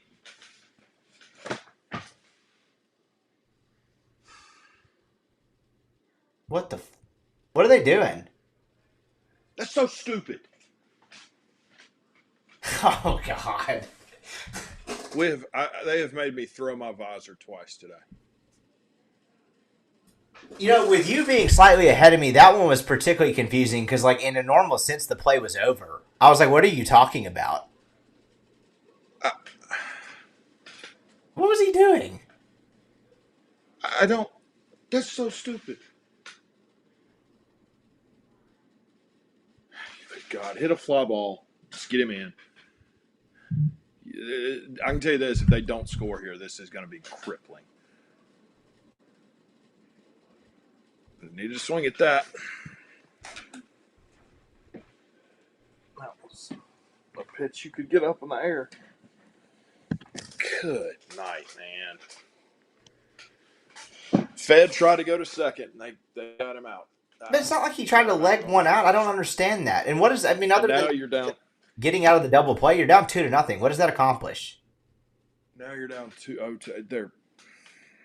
I mean, haven't gotten frustrated yet. He'd have been better off running. Frustrated now. He'd have been better off running after a pitch. Sure. That they don't score here. It takes away the double play. No, it does, but like that, the risk versus reward. Come on. Yeah, just really bad. You can take away the double play and running a pitch later. I said, "Oh dear Christ."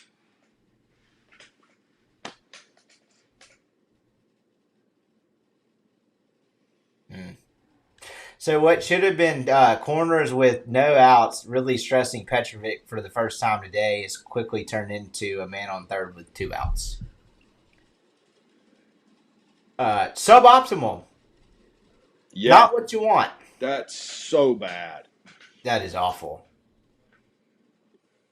And then, I mean, if you're Payne there, you can't strike out. Oh, just. I guess they'll start with Randall next time if Foley doesn't get a hit.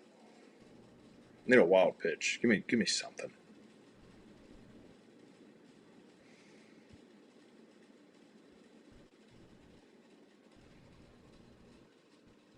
Yeah. The kid's back in the zone and dotting off-speed pitch. That's what you did. That's what they did, going and acting foolishly on the bases. I just... Yes, that was a Federico decision. Usually that ball, yeah. Hell yeah, that's not the first base coach telling him to do that. That's ridiculous. Wow.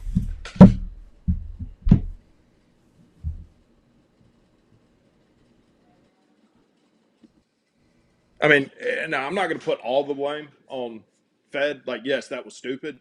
But even still, even if he doesn't do what he did, I mean, you did just still strike out 2 times. I guess the guy had 2 Ks coming into the inning. I mean, Jesus Christ. You did, but don't you think that's pitched a little bit differently if it's corners and no outs? Maybe, but Pano had 3 chances to put a ball in play. They were playing back. I mean, he looks the pitch that for me with Pano that annoyed me is I know you like sometimes spin, you spit on it, but that you're looking to hit something in the air there. He kind of loops in a breaking ball. That should have been hit and the fly ball to center field and scored the run. That's brutal. I'm gonna go smoke a cigarette. That's a joke. Thanks. I have to go to the bathroom. I'll be right back.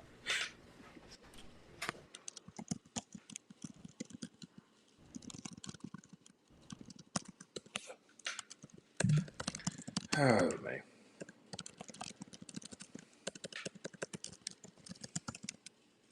Big inning here because if Auburn scores after that, it's gonna be tough.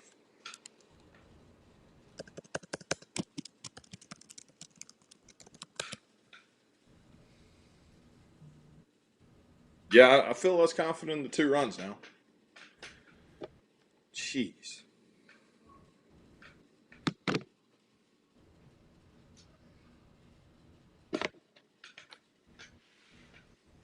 To be fair, I haven't. Someone talked about winning game one and losing a super. I haven't done that in 17 years. So, yeah, because the last few times they've lost them, they've won the second game and then blown them.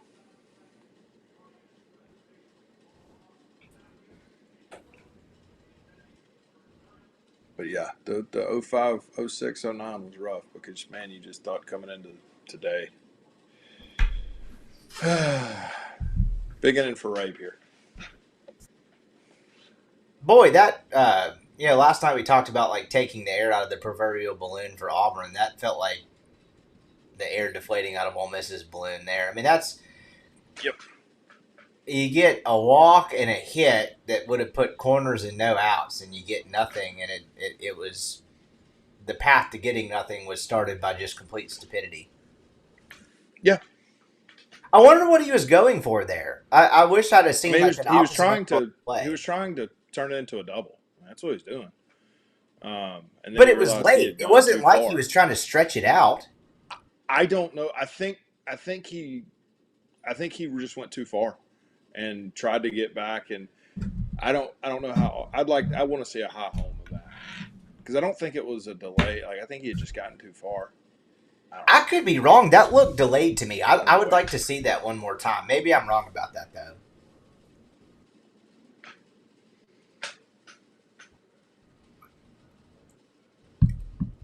Good start there.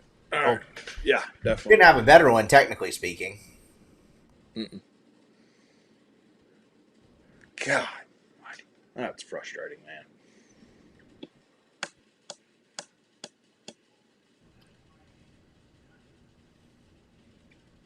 Oh boy.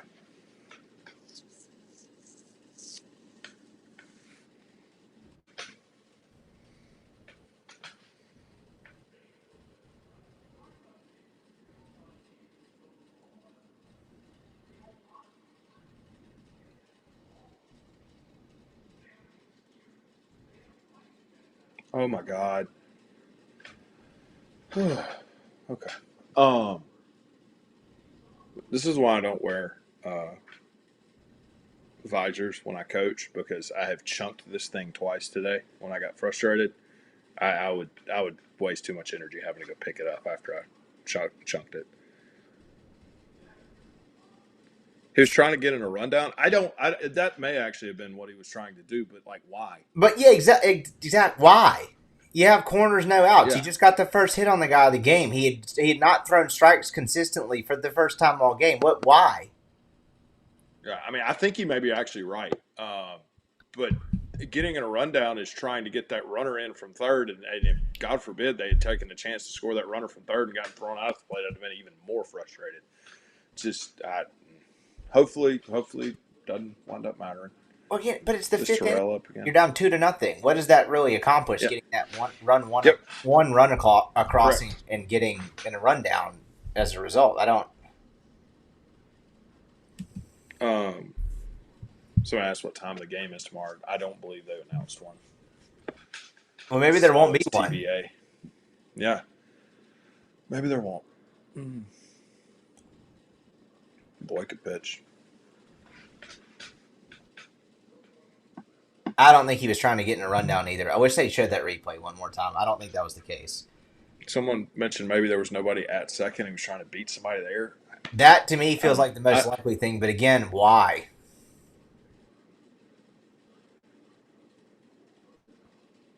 Really good inning from Taylor Ray. 91 pitches. Go score a run. Exactly. Gets Ole Miss back in the dugout immediately. Like if there's some sort of boost your pitcher could give you after kind of hosing them on any sort of run support, that's what you want. 3 up, 3 down. as quick as possible. I'm sending him back, man. Oh hell yeah, you're definitely sending him out for the seventh. 91 pitches. Yeah, he's going back. If they are able to do something, either in the bottom half of this inning, I would put a pin in that one for Rabe. As far as just a massive inning, that was quick. It was dominant, and it gets Ole Miss back in the dugout pretty quickly. Yeah, Randall needs to get on and start the inning.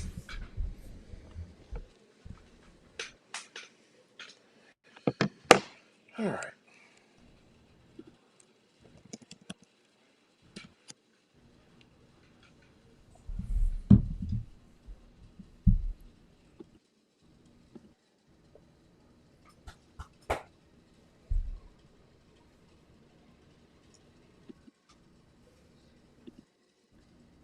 Eddie's back. He's addicted to the camera. I'm not putting you on camera again, bro.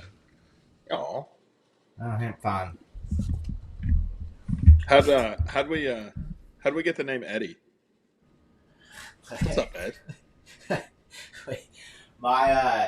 My father is a big Pearl Jam fan, and I like the band myself. I'm just not like as big a fan as he is. And my wife just thought Sure. Eddie Vedder's the lead singer, and my wife just thought the name Eddie was funny for a dog, so we, we went with it. I'll give her credit; it's unique. You don't really meet a ton of dogs named Eddie. No, you don't. You don't. No doubt.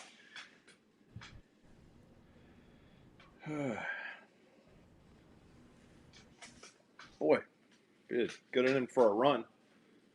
Yeah, I mean they need a run here. That's why that QR code's up there.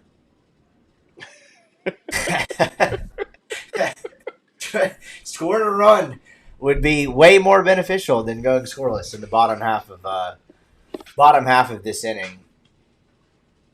Someone asked a question: Is Ole Miss basically a new look team? And I think the honest answer is probably yeah. I mean, Judd's probably gone. I mean, not probably is gone. Furness is out of eligibility. Besette's out of eligibility. Fed's back. Dom's back. Pano's back.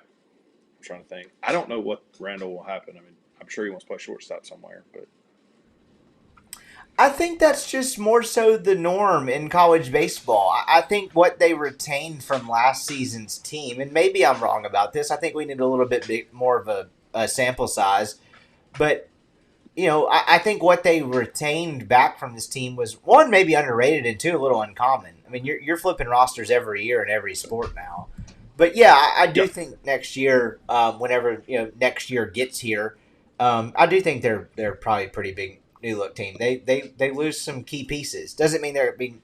Again, we're now in this era where like talking about what they're going to be next year as far as expectations is totally foolish. Like we won't know that until uh, August, September, whatever. That Whatever. boy. All right, good start. Good start. Especially if Reuter could find a way on. You got the top of the order coming up. I'm gonna say something. Great one by Randall. Personally, I think Randall should have tried to stretch that to a double. But sorry, I derailed you. Go ahead. I know. That was an emotional deal and a lot of energy and a lot of guts and all that last inning for Petrovic to get out of that. See how he responds. Might roll a double play right now, but Well, put some stress on him. Right, like you saw it for one batter. The second at bat, he's pitched with traffic on the base paths at all. Yep. I mean, he's pitched out of the stretch for 3 hitters now. Come on, Reuter. Hit a ball over the wall. That'd be good.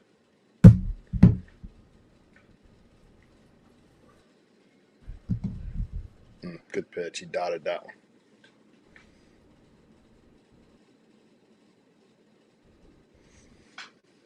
Just to have a double play is a big thing. Do not hit into that because top of the order up. So try to get something in that air. Reuter had a big home run last night, but in spots like this, No doubt. Not. I still don't feel that confident that he's going to have a productive at bat. And to your point, they'd actually be better off with a strikeout here if he's not going to, than something on the ground. Yeah, you don't need anything on the ground.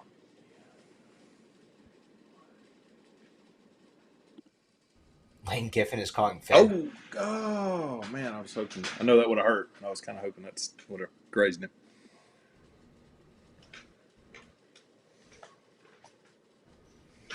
People, Fed isn't leaving. I don't think did we suggest Federico is leaving? No, no. Yeah, I don't. No, I'm with you there. I mean, congrats on stating it. I'm not. I don't think he's going anywhere. No. All right.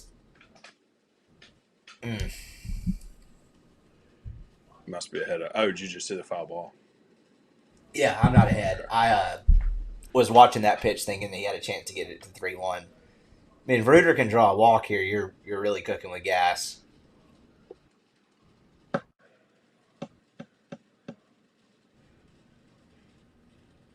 Hung one there. Missed it. Tell you, the stuff's not as sharp. I'm just Make him make stressful pitches. Well, I'm just the top of the order's coming up for the third time. If you could have something going still here. So Reuter's in the 9-hole today. I need to have the Yes. lineup up. Is that Yeah. correct? Yes. Pretty wild the transformation this team's made because that man was hitting like 425 going into conference play. Well, that was filthy. That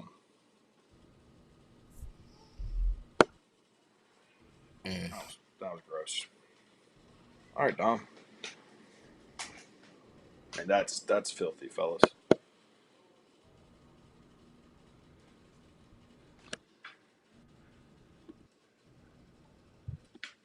All right, Dom. Big spot here. You got one on, one out, top of the order up. God, dog, he's locked back in. Whew. Good pitch.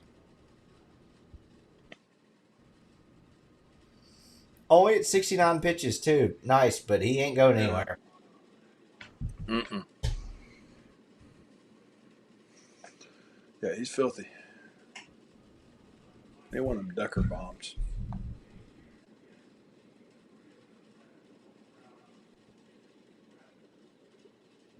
Okay, well, here we are.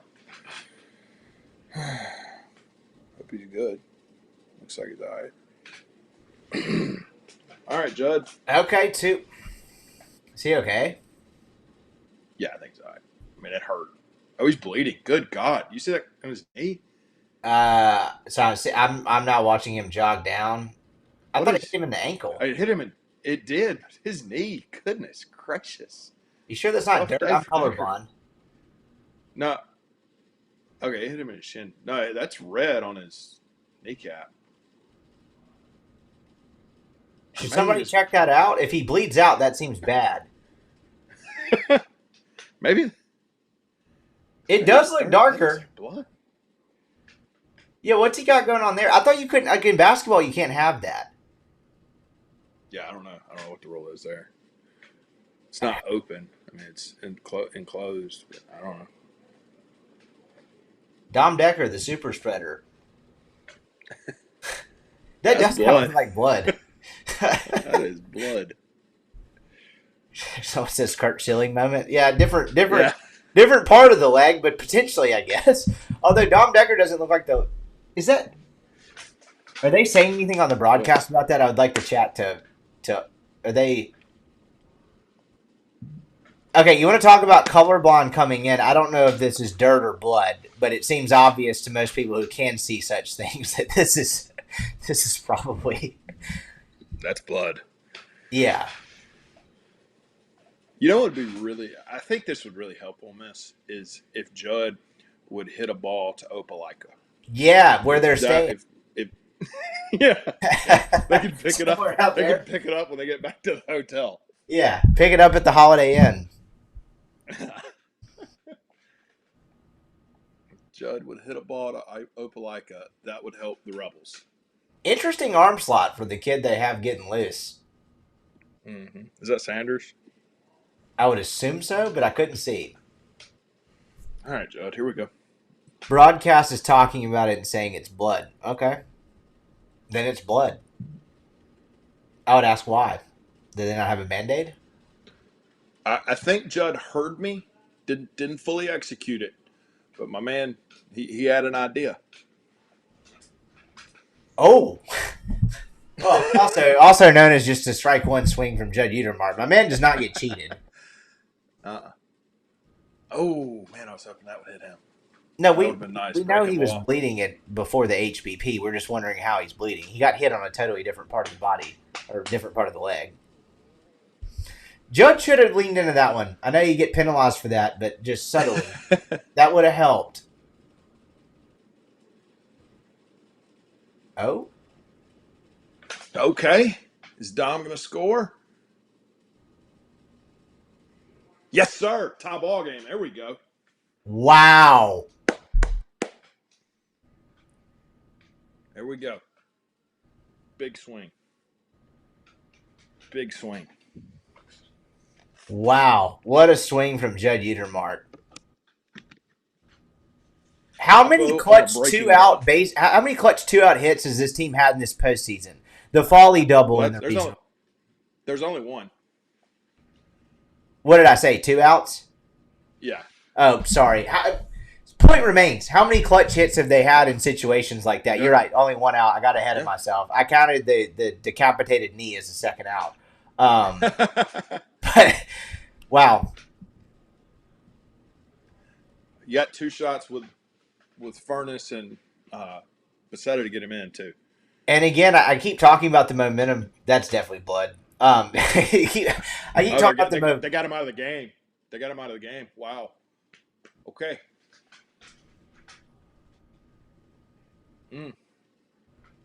Sorry, I just realized. No, you're good. Wow, they did get him out of the game.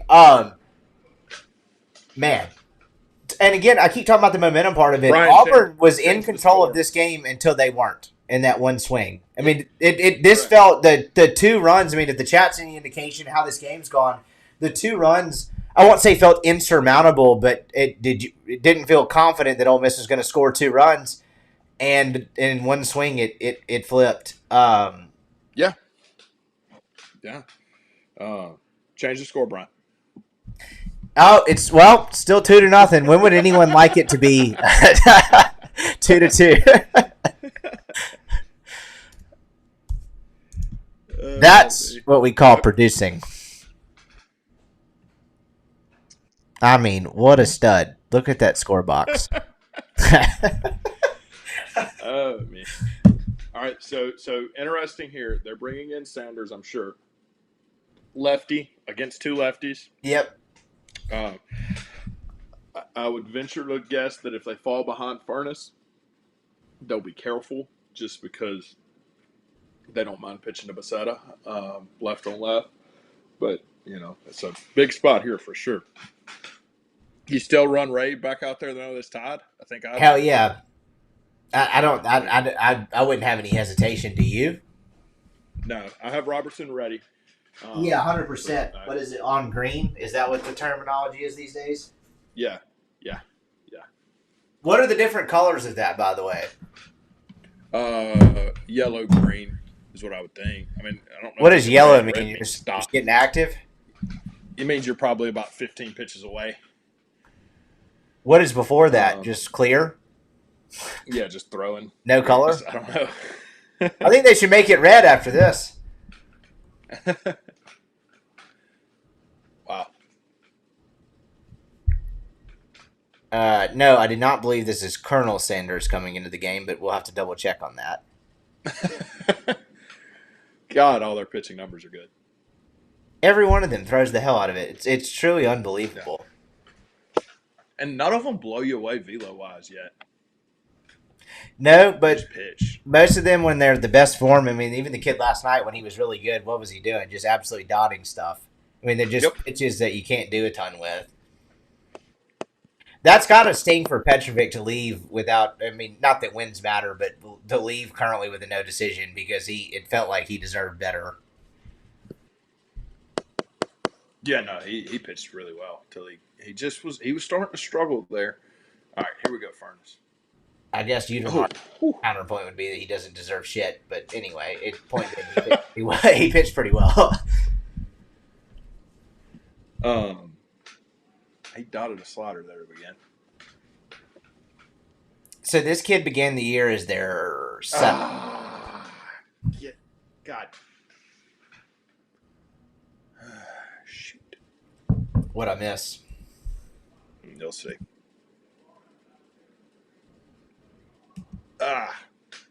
We could have got a barrel to it. All right, Basetta. That was probably the one you needed to get it done.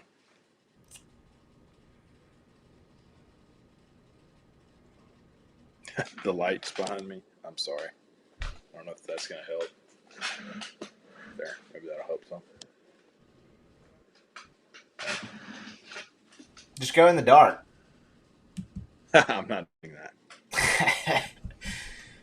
I actually, I missed that. What happened there? My feed glitched out, and then by the time First popped up to third. Oh, okay. Fouled out to third. Oh, okay.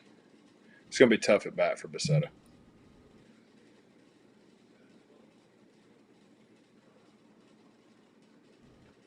Yeah, this is a tough matchup. Now, if Sanders were to leave one over the middle half of the plate,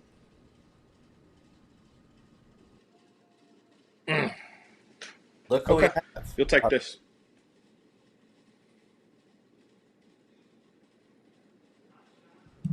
Do what? We've got a third visitor here. Not visitor. Oh, do we? There we go. What's up, Neil? Somebody changed the score, Brian. Gentlemen. I changed the score going to another screen, but hold on. I'm a producing machine. Here we go. It is not 6-4, but it is 2-2, and it was 2-0. Now it's 2-2, which is much better than 2-0. Just a little inside baseball. Is 6-4 the last time we had this 3-man screen. How are you?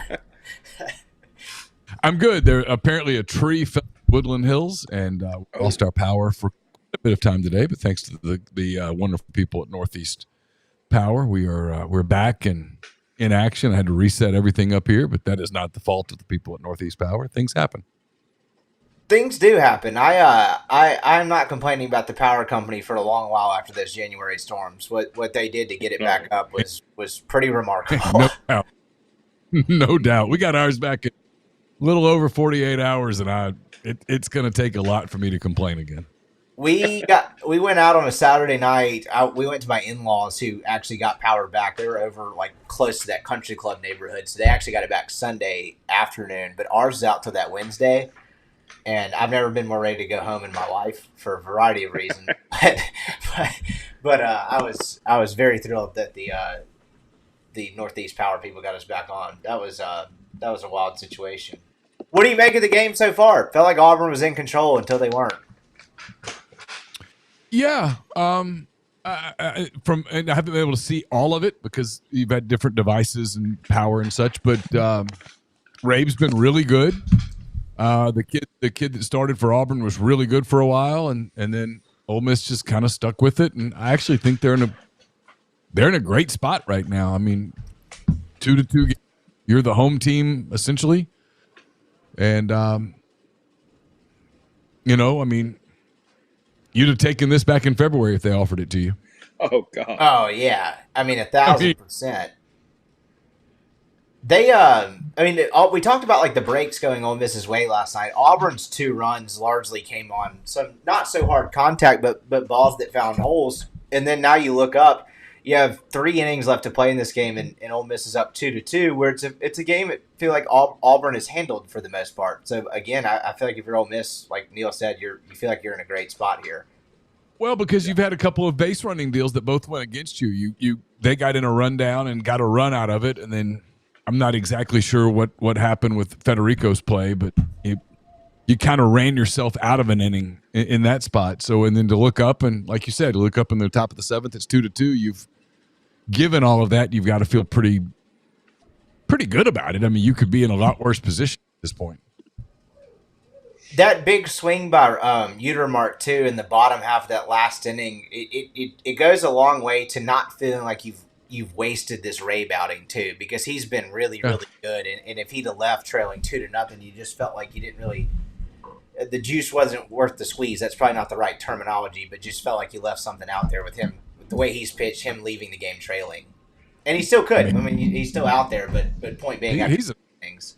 He's a stud, man. I He mean, is a this kid's terrific. I mean, he's at 94 pitches, 6 plus at this point. Elite defender. Braden Randall, that's a professional left fielder right there. You said, "Oh no!" I picked 500 feet out. No, I just knew they were hitting it to an outfielder that had been out there for 24 hours. That is when he said, "Oh no!" If you had said, "All right, paint me 10 scenarios here," that would not have been among the 10. That is not what I thought was going to happen here either. Neil, to your point, though, I mean, talk about Rabe looking like a stud. He got about 3 starts in, and Collin's mentioned this a couple of times. His body language changed. He started to carry himself like he's a Friday night guy. Like he's the ultimate. Like he got about 3 starts in, and I'm very confident, and I'm about to mow people down. Ooh, that was close. Boy, good call. He kind of lollipopped that throw a minute, and yeah. When he did, I thought, "Ooh, you didn't. You probably should have set your back foot and braced that." But he made the play. 96 pitches. Sorry, I think asked this would be his last inning. Yes, You're not going to bring him back for this top of the order. This might be his last hitter. What if you get this guy quickly? I would think about it honestly. He threw like 117 last week. Let him start the 8th. It's not a pitch count issue. It'd be facing the top of the order for the 4th time that would worry me. Oh, that's a really good point. He's throwing multiple pitches for strikes right now, though, which is the one thing that gives you an opportunity to sort of cancel that out, right? Yep. And Ole Miss had one good week from Libbert and J.P. Robertson. Not that they would come in the game in that order, but I guess my point is, like, do you want to last week in the 6th, they were willing to die with Rabe. Like, do you do that again to start the 8th if he's able to get out of this quickly? I don't know. He's at 98 here, Brian. So, I mean, if he could get out of this at 100, 101, you'd have to think about letting him start the – I mean, you'd have to have guys up in the bullpen, obviously, but – I think I'd let him start the inning, but we'll see what happens here. So here comes pitch number 100 on a 1-2 count with 2 outs in the 7th.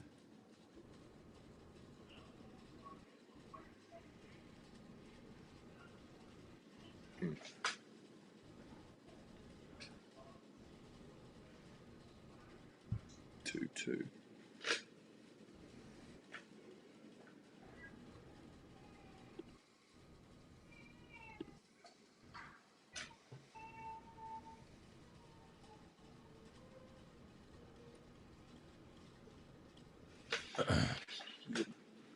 Battling him.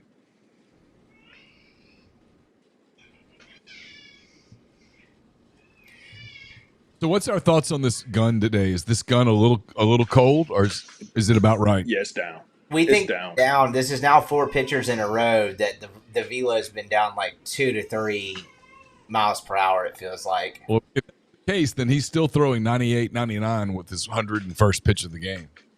Yep. Still running up there good. About to have to make a decision here if he walks this guy.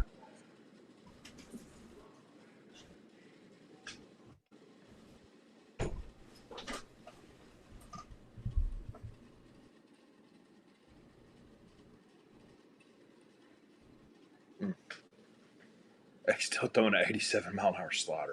Of course, it's probably harder than that. Ooh.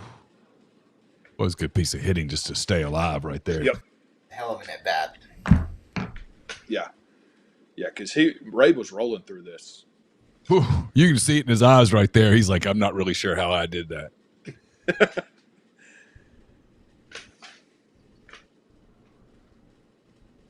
Because you have to be dialed up for the fastball, and then you have to adjust down if he throws something off speed. Yeah, that's how you coach that. Oof.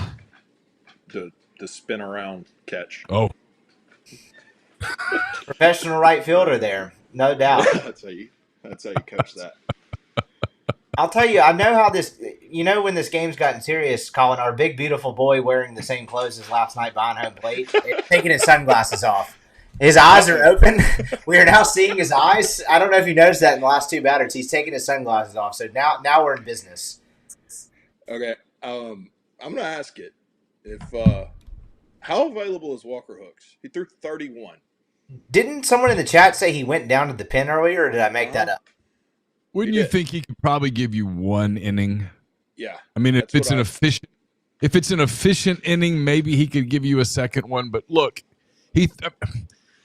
so I'm going to contradict what I said a night ago, right? Which is you play to win the damn game. But if you're Ole Miss, you do have an insurance card in your pocket. Yeah. And if you throw him 20-something pitches today, you probably don't have him tomorrow. It's over. Yeah. Now, if he's available. Not that he wouldn't try, right? But I don't know how effective he'd be. Now, if he's available and you have a 1-run lead in the ninth, I'd run him out there. Oh, for sure. No question about it.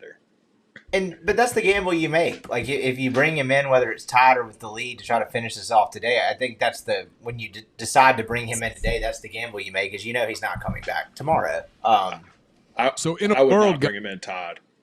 You guys know this team better than I do. In a world where that's it for Rabe, you're not going to Hooks in the 8th. Who are you going to? Robertson, and somebody in the chat mentioned now that Robertson is warming up, which makes sense. I mean, they trust.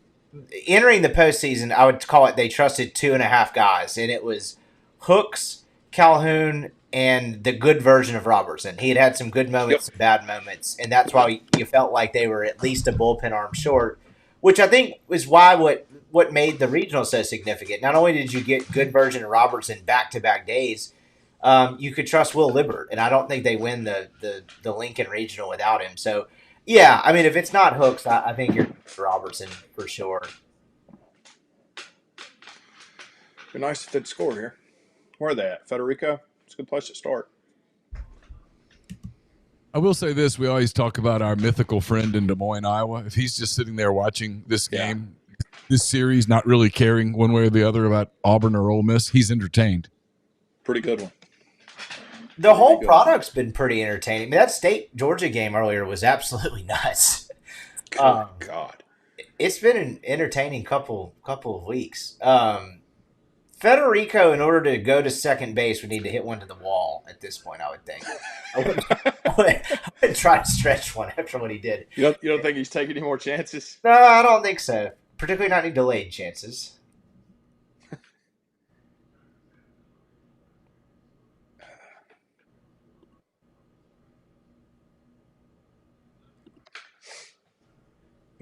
Sanders is going to be really tough on the lefties. Ole Miss has.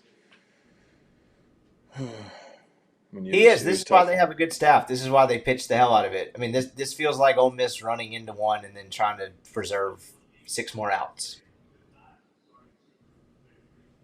Yep.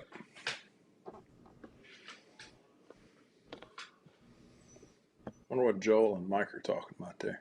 I was about to ask the same thing. Probably what appetizer they're going to get at Acre tonight. Yeah. Good start. All right, I'm going to ask a dumb question, and I know I've spoke against this for years. Pano's really struggling right now, and then left on left. Do you think about laying one down here? Oh, Mr. Sack Bunt Brister. Yeah, I hate sack bunts. This dude's nightmare on lefties. I am just religiously against bunting, so I'm going to say no. But if they did it, I would be like, well, I begrudgingly understand why you do this. But yeah, this is like one of the only spots I'd be okay with it. I was about to say, I think there's varying degrees you can be against it. I am too. This would not be the most egregious violation of the sack bunt or the anti-sack bunt code. If we ever started a church of the no bunting, I might join.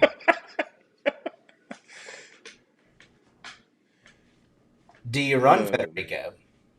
No. Not against the lefty, because you're having to go first move. Yeah, he's no. As much as you'd love to right here, you can't. That's not true. Umpire's been pretty good today. That one was not good. That's a ball.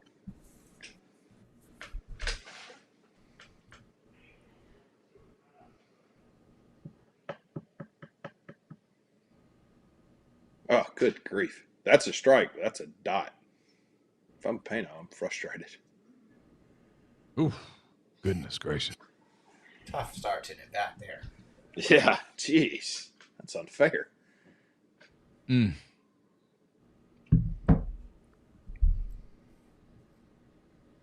No. Okay.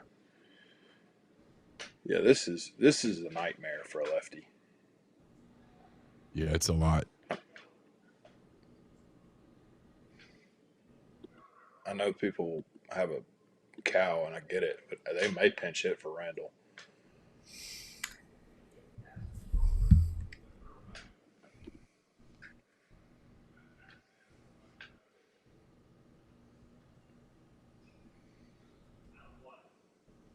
Come on, Payno.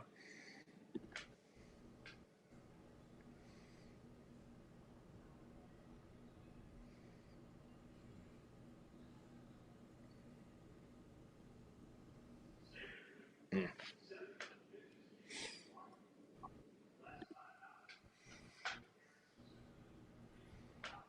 Need to follow it, run into one. Yep. He's perfectly capable. Yeah. And he's been, I mean, he had 2 hits yesterday, I think. I don't think he's got one today.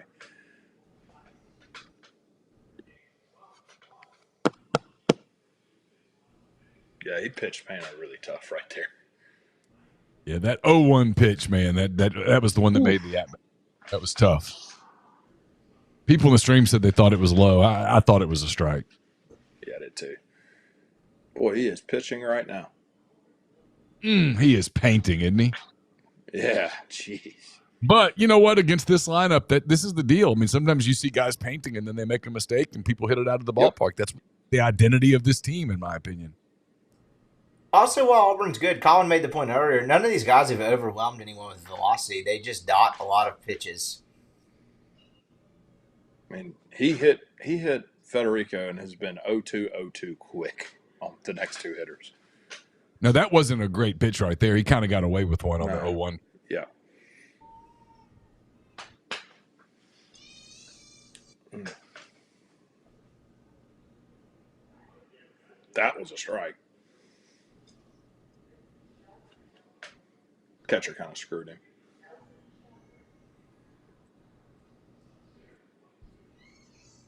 Oh, I thought that one was high.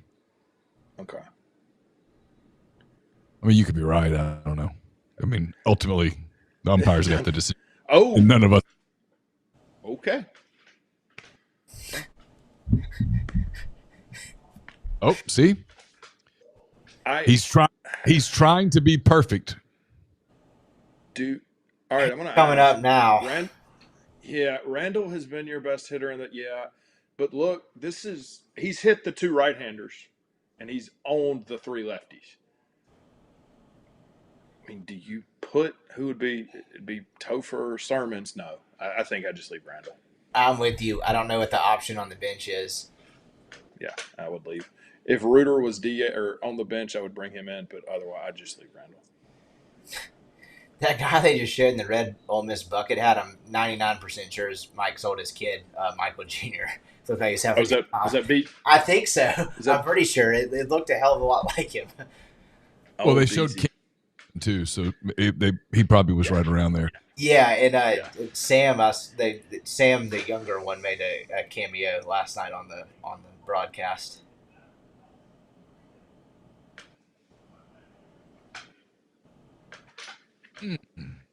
Good pitch. Yeah, I thought it was a little in, but that was a good pitch. Jeez, lefties, man. Oh, it's not a good. You're not getting. Oh, that's. I mean that he's not even seeing it out of his hand right there. Either that or you're guessing, and you just can't guess. You got to.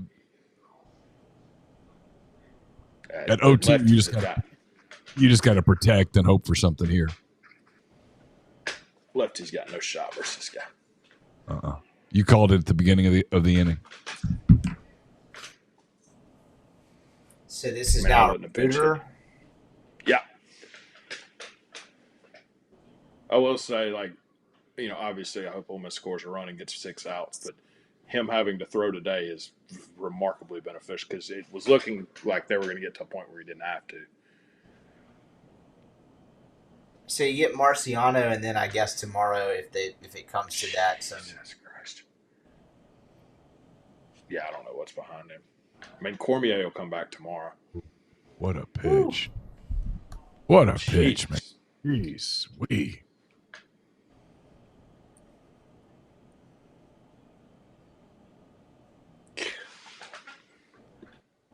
Give this kid some credit.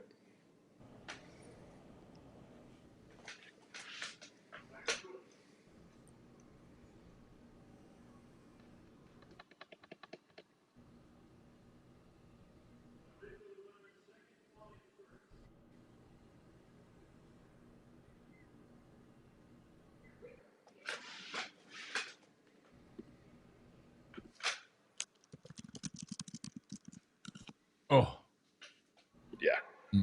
He's gross. He is gross. will be interesting to see who comes out for Ole Miss this inning. boy. As of this second, it has Taylor Rabe on stat broadcast. I'm guessing that he's going to go out there and try to go one more.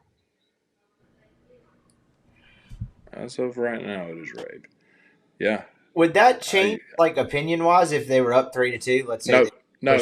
there? It is J.P. Robertson is on the mound. Okay. Oh, It just updated. Well, Taylor Rabe gave you everything you could have asked for. Yep. He 7 innings, 2 finishes runs. at what? I just had it up. Of course, I can't find it now. 103 pitches, I think. 102, 103. Yeah. Mm-hmm. Yep. Ole Miss is big in here because both, I believe both, yeah, everybody's at the top of the order. So Auburn's at the top of the order. Ole Miss is at the top of the order. 7 innings, 1 or 2 earned runs on 6 hits, 8 strikeouts, 1 walk, 104 pitches. You would have taken that every day of the week. And the 2 runs didn't really come on a ton of hard contact, just a couple balls that found holes. He gave you a chance. It's interesting. It'll be interesting to see what they do with it. Yeah. Yeah. You ride Robertson, in my opinion, until, the game's no longer tied. Either way. Also matched a pretty incredible outing from Petrovic, too. Yeah, and he had to. Oh, it's been an incredibly well-pitched baseball game. Longest outing by Ole Miss pitcher this season. Pretty good time to have that. 7 complete. You would think with the starting pitching they boasted, I know that the league's changed a bit to where you just don't have guys going that deep anymore, but the fact that they have not had a guy go 7 complete all year is actually a little bit surprising to me. Yeah. He threw 104 pitches, by the way. Not that, just to correct myself. I'd said 102 or 103. It was 104.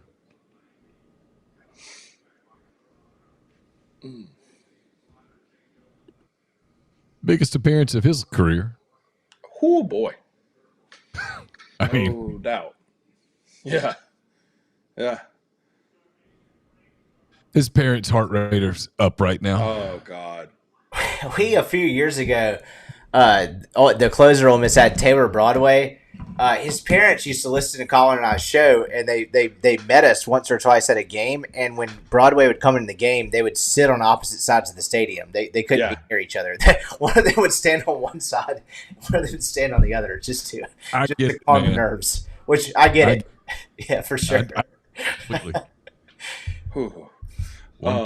Dad would have to walk around the entire stadium, and his son was really good. Yeah, he was usually mowing people down. They were an interesting couple. They were both professional bowlers and met each other on the pro bowling circuit or something crazy. Oh, wow. Yeah, they were super nice, very very unique people for sure. It's apples to golf balls, but Laura and I couldn't sit together at Carson soccer games, so we just had to go. We had to do different things. So I totally get it. I feel for the parents, man. That's like Chase and I's our running bit with kickers. Whenever a kicker is about to kick a big kick, no matter who the kicker is, I'm like, I just think about his parents. That's just a sign of age. Yeah. Well, some of the shitty kickers that Ole Miss has had relieve stress by tweeting at me.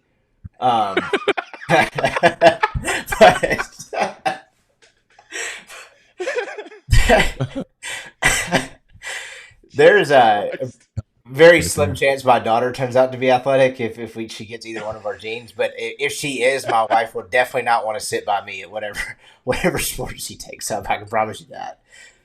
All right. So Robertson last week, 35 pitches against Arizona State through 34 sliders. He is now That 4 was for wild. 4. Yeah, that's all throwing right. Slider after slider. Yep. But hey, it looks sharp right now. It does. Yeah. Oh, I feel like if you're Auburn, you could just sit on one and destroy it. But I guess if it's a good enough pitch, you needed that call 2-1.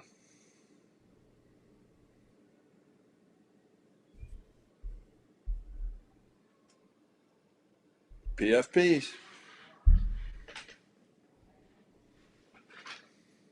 Get there. There you go. You know, we talked a lot about last week the outings they got from Robertson and Libbert, building confidence in both of them, but probably some inner confidence too. Libbert, it definitely worked for. I don't know if we'll see him this weekend, but Robertson going back-to-back days and being that sharp both days had to build some confidence for him, a guy that's been good at times this year and bad at others. Yeah. Really impressive last weekend from him. Sharp slider's got to be good because he had to know it was coming 3-1 and he still grounded out. So does the attendance include the parking garage? I wonder. I know you guys don't know. I'm just curious. I would assume no. We were talking about earlier that that's got to be the best seat in the house. If you can see the venue clearly, you basically get a tailgate in the back of your own car without paying attendance, I would assume. You can have a cooler of beer, you can have a TV, you can have whatever the hell you want in that parking garage, I would think. Oh, Golden Tempo won the Belmont Stakes. The one that won the horse won the Kentucky Derby. So 2/3 going for a triple crown. His sperm just got expensive. Hell yeah, that guy's gonna have those horses after they're done have the best life ever. They just eat grass and have sex. Sounds like an awesome gig, honestly.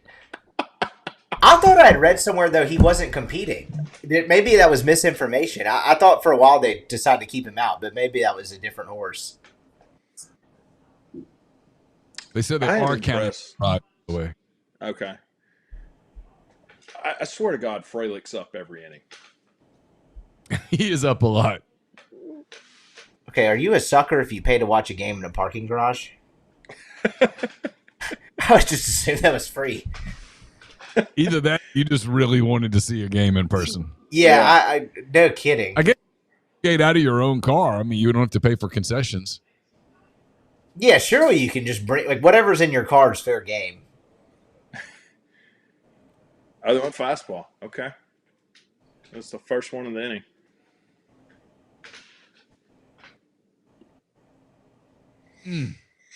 Little high, I guess. 4, which means it's probably 96-ish. Yeah. Probably coming back slider here. Please don't hang it. He didn't.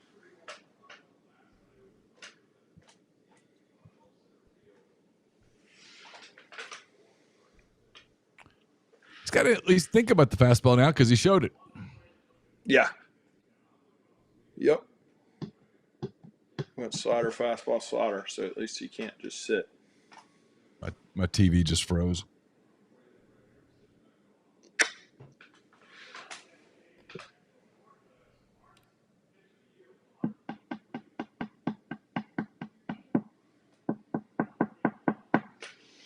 Is it the worst thing in the world if you lose him? Because it just feels like it's he was going to beat him. Not with 2 outs. Yeah. No, it's not bad at all. Well, he did. You guys have to fill me in. I'm spinning. Freilich just walked 3-1 slider. I mean, he's not the guy. Up. You bend to him at 3-1 and throw him a fastball. I mean, Yeah, you don't let him hit one over the fence to beat you. and I don't know this, but I'm assuming catcher he doesn't run overly well, and they're not going to pinch hit for or pinch run for him. So as long as you play no doubles, don't let it in the gap. As long as you keep it in the ballpark, it'll probably be okay. This hitter. Strike one. Boy, those guys look sober. Has a lot of cans stacked up. Collective BAC is 5. Yeah, I bet they're having a good day and good on them.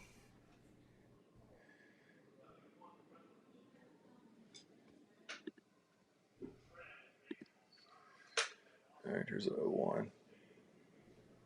Showed another fastball.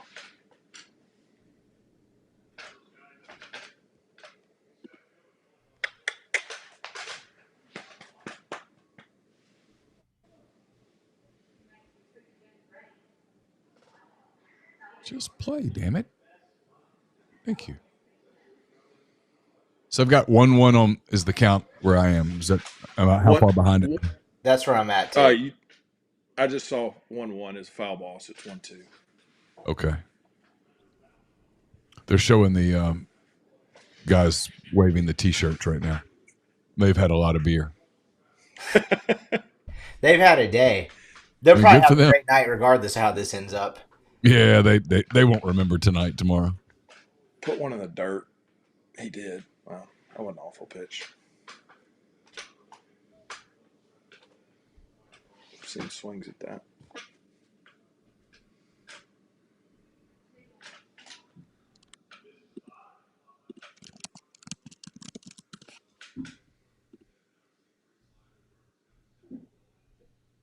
It wasn't super Got him. competitive. Oh, my God.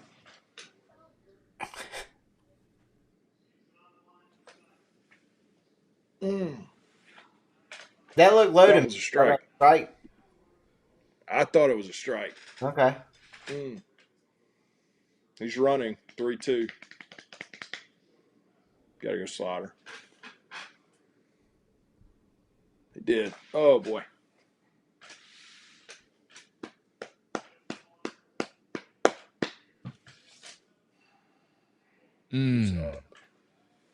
Five. Got to be more competitive with that pitch, man. Yep. That worries me a little bit. You got to at least make him. You can't make it that easy on him. You went 1-2 and then 2 sliders out of the zone. I thought the fastball was a strike, but there was 2 uncompetitive sliders, and that's what you're about to lean on versus Bingham here, or Bingaman. Quickly turned into a squirrely inning too. He had 2 outs on 6 pitches, and now you got some issues. I hate my Wi-Fi with a raw passion.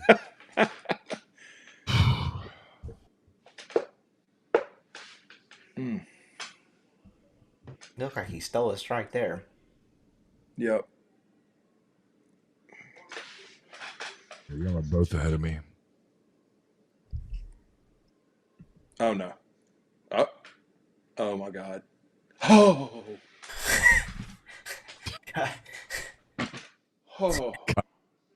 It's like the vague version of a radio announcer. I'm trying to figure out what's going on. Great. Oh, what a play by Federico. Great play by Federico. He breathed his own sigh of relief that would rival Collin. Yeah. Collin reminds me of the late Ron Santo. When we would do Cubs games with Pat Hughes, you would just hear him go, "Oh, no! Oh!" And you're like, what? You're driving down the interstate going, what? I didn't want to spoil it. No, in this case, it's appreciated. Like if you'd have been like articulate about it, it would have spoiled it. Man, something happened. Maybe it was bad. Maybe it was good. I'm not really sure. See, didn't want to spoil it. It was the Grant Brown dropped the fly ball play. Boy, that replay made it look even narrower. He snow coned that. If I had been articulate about that, we would have an E beside this live stream. Oh my God.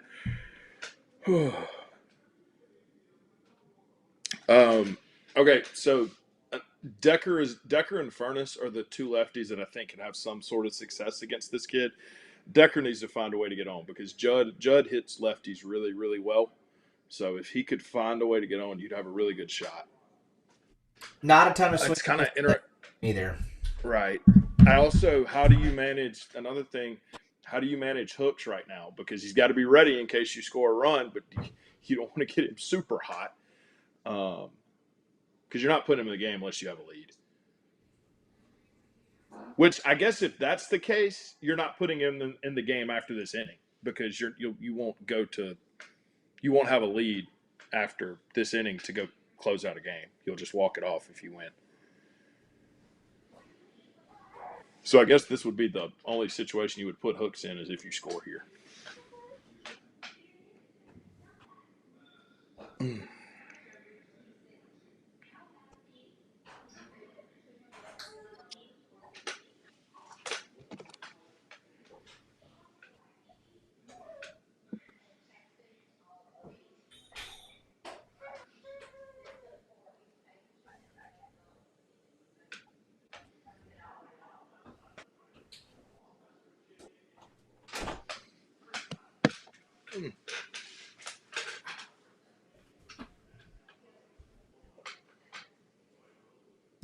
Goodness. All right, so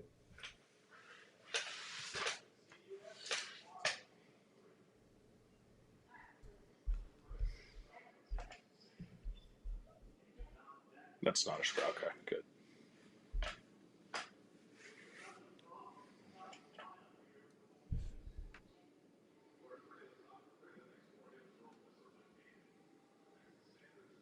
I don't even know what the plan of attack for a left-hander is against this guy. Pray. yeah. All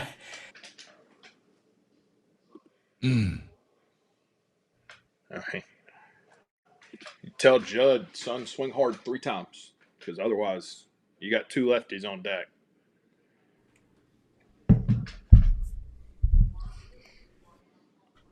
Oklahoma's up 4-0 on Kansas. I'm not remotely surprised. I'm just going to tell you guys on the Sooners, not surprised at all. Are they up early? Yeah, 4-0. I mean, they They're slayed a real giant last weekend. You got to be good to do that. Yeah, I didn't expect that, but they're not a bad baseball team. It's kind of what we were talking about last night. Neil was talking about a lot of these teams in the league are the same. Maybe not the elite teams you had are as many, but just 3 or 4 through 12 or 13 in the league is all pretty good, but all very similar and kind of beat each other up. All right. Need Judd to catch a hanging slider here. Yep. Good look.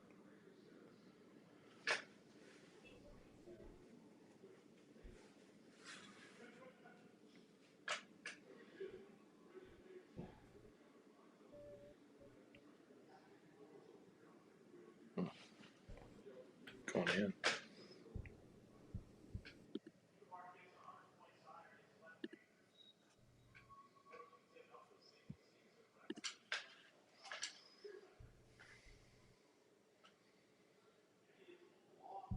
Austin's bothered that I'm reminding people that I was right about an SEC baseball team. Hey, I was, Austin. Drink up.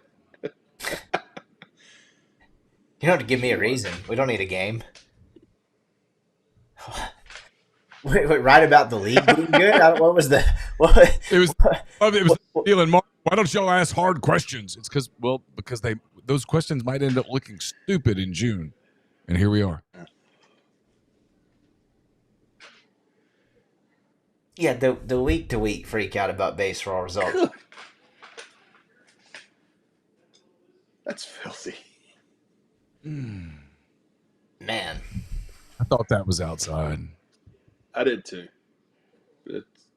I mean, it's college umpires. I get it. That's pretty consistent call, but I still think it's outside. I can't figure out if the catcher's good at framing or bad because he's lost a couple strikes. It feels like, but also that was pretty good. 3-2 here. They're going to challenge Judd. Or, excuse me, I was about to say, they may not challenge Judd because you've got 2 lefties on deck. So they may not give in. They're probably not scared to walk him. Okay, and where's your answer? They weren't scared to walk him. Curious to see what this pitch is. No, I mean, Unimark could hurt him. I mean, if he makes a mistake. Yep. And the way he has looked against left-handers, I don't blame him. Yeah. But but you're still one mistake away now from really paying for it. Yep. I mean, it's 8th inning, and you're in a tie game. You just put the potential game-winning run on base. It's a hard decision to make. If you're Ole Miss, you've got to get one of these two guys on somehow, some way, and let Federico come up right-handed and try to take the lead. This is the guy to do it. He's been your best hitter all season. He needs to find a way to get on. He's been their best and most complete hitter the entire season. And he has a really good command of the strike zone. Mm-hmm. This guy's been painting corners and just working off the corners.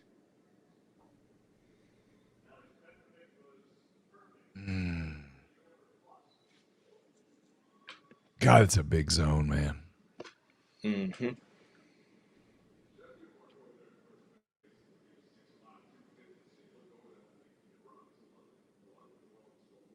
Oh, okay. Well, what kind of internet do you have? Northeast Park. NT.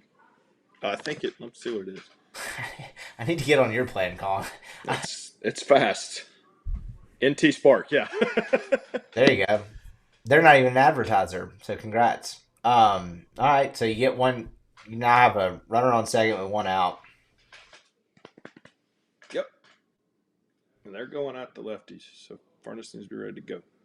That wasn't even a bad pitch. That catcher just simply didn't. Oh, well, I think that's going to be okay. Oh.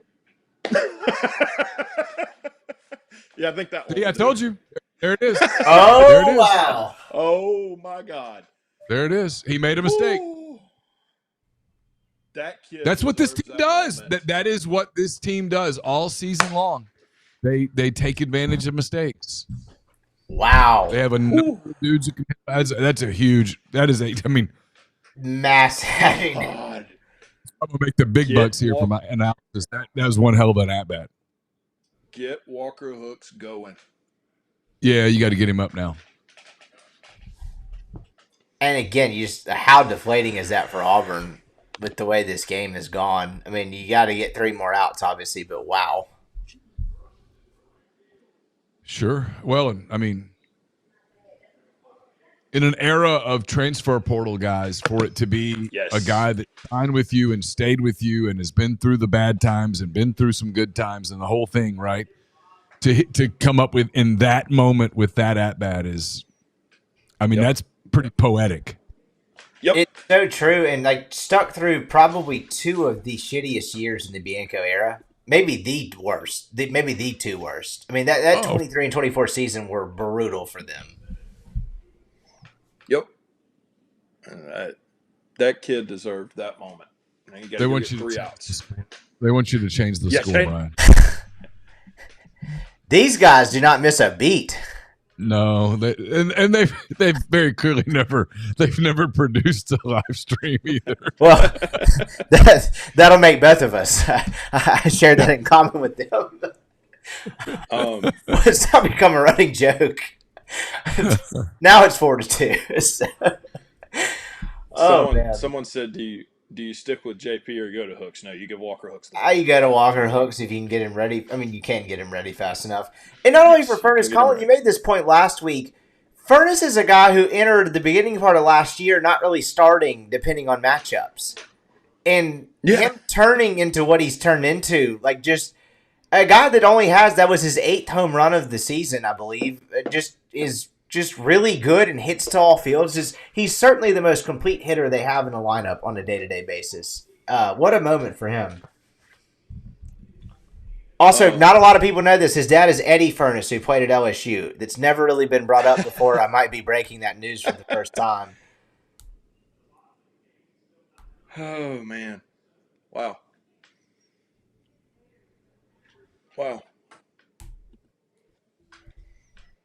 He hammered that one. He did. He oh, made my one. God. It's 5-2. Oh, my God. He crushed that. Good Lord. Lord. When Becerra hits one, it is. Oh.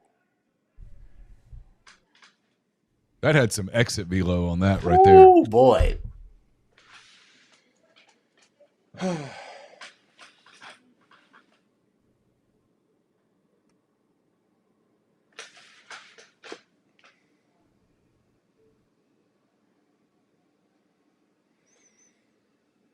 Well, that escalated quickly. Oh, me. Yeah. They got to That get him out play of in the game. center field by Federico was a big moment, man. Yes. Yep. I mean, it's kind of. I'm being a little repetitive, right? But I think this team is repetitive. This is when they win. This is how they win. What they do. This is what This they do. When they win, they pitch well, and they hit mistakes out of the ballpark. It's exactly what they've done today and If yesterday. you're waiting for them to manufacture a bunch of runs, and you're waiting for them to be this hit and run, move the ball team, that's just kind of not who they are. You might want them to be that, but it's not who they are. Right? And so when their starting pitching's not good, they lose. But when their starting pitching is good and they hit some balls out of the ballpark, this is kind of who they are. And I think this is a team that's improved in the last month of the season. They found a few things. I mean, they're still 3 away, right? But they've positioned themselves to have a hell of a shot. Yes. Very much so. Because, I mean, yeah, not to mention their side of the bracket is going to be Troy, West Virginia, and if USC can pull off the upset, USC. Those are the other three teams on their side. And but I mean, even if it's North Carolina, I mean, you know, either way, you're going to put a quality pitching staff in a big ballpark. You have a hell of a shot. Oh, I mean, absolutely. Just the sheer like the contrast between that and the other side of the bracket, where you've got Georgia, you've got potentially Texas, you've got potentially Mississippi State. I mean, one side of the bracket is shaped up to be, at least on paper, a lot weaker than the other. Yep. Hold on. Okay, so you mentioned North Carolina. I think at this point, and we're getting ahead of ourselves, I think Ole Miss would be doing themselves a little bit of a disservice if they're in the College World Series, if they're able to finish this off, if on Friday night Taylor Rabe does not take the ball in Game 1. I think you have to make that decision. You need your best guy going against North Carolina, and with the way Omaha's spaced out, lets you get more guys, or lets him pitch more if he throws on Friday. That last part's the key point. It's spaced out, and if you don't win that first game in Omaha, it's tough. I mean, yeah, it's not impossible, but pretty damn close to it.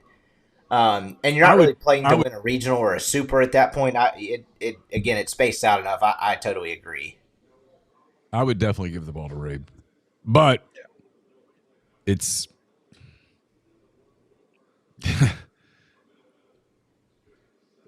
I mean, you could give the ball to Rabe, and in the way that Omaha is spaced out, and I know we're getting ahead of ourselves. I know.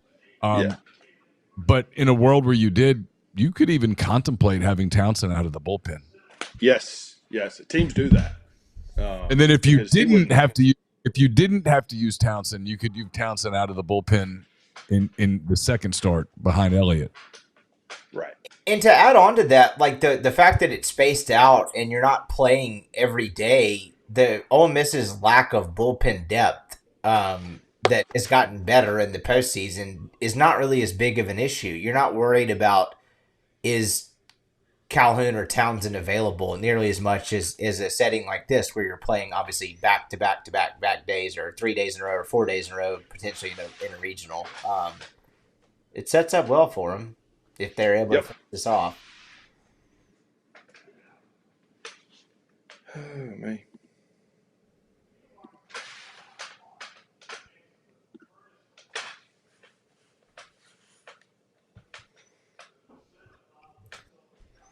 Mike's hands might be that pose during a game. he has not moved those in several innings, and that's kind of his go-to. I don't know if he's nervous or what, but I have such an unpopular take on this Bianco thing that it's not worth going into. All right. So going to the top of the ninth. Top of the ninth, Ole Miss is now 3 outs away from going to the College World Series. Unpopular take on what? I think the whole discussion year over year is silly. You look at what he's done over a quarter century. I know there have been some bad luck in some previous years where they didn't get there, and et cetera, et cetera. But in terms of consistency, he's turned Ole Miss into what I view as I view Ole Miss as a national power in a league where you're going to take your lumps in the SEC. I know what Georgia did this year. I get it, right? But if you look at the schedule that Ole Miss played, Ole Miss in 10 consecutive weekends played Texas. I mean, you guys stop me when there's a shitty team, okay? Texas, Kentucky, Mississippi State, Florida, LSU, and I know they were shitty this year, but they won the national championship last season. Okay? The whole thing. Tennessee, Georgia. Again, leave your emotions out of this. Just look at it objectively. Arkansas, Texas A&M, and Alabama. You played those teams 10 consecutive weekends. At some point in those 10 weekends, the law of averages says you're going to get your ass kicked. I mean, I'm not wrong. And it just happens to be Mississippi State. I don't know why he has a thing with whatever, but wait, let me ask. This is a team that won. Yeah, does anyone care they got swept by State or they lost the series right now? The national title? It doesn't matter. I mean, you shouldn't. I mean, this is a team that won the national championship just four seasons ago, and they hosted a regional last year. They lost on the Friday night. They almost climbed out. They didn't. It happens. You see it all the time, right? Troy just played Little Rock. It happens. You're not the only team it happens to.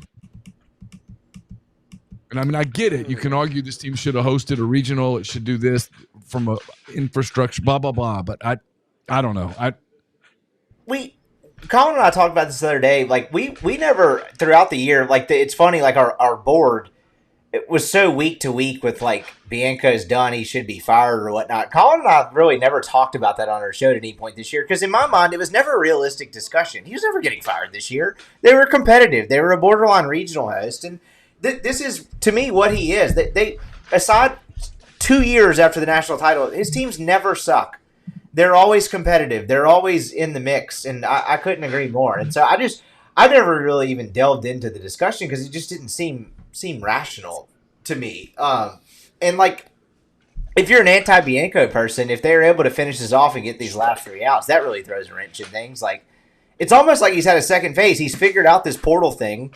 He's hired a pitching coach. This is almost like kind of the third or fourth phase of his career, and it's a damn strong one. All right, so obviously we've got Hooks in here. He goes 0-1 to Bub Terrell. 1-1. 1-1, okay. 6-0 Oklahoma.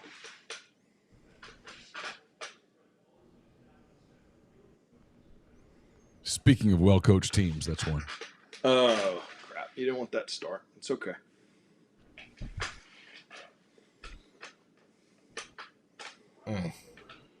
It's fine. So they've gone to Mosley in center. I assume that means yes. Randall is out of the game? Yes. Fed went to left. Bicetta's in right.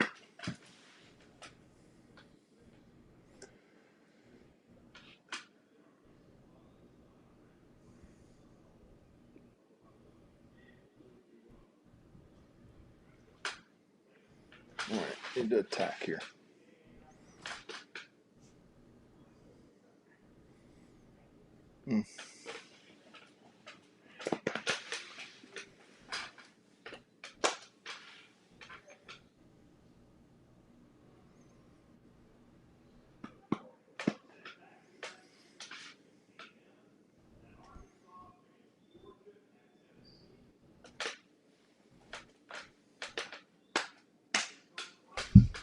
Boy, I sure am glad they're up 3 and not 1.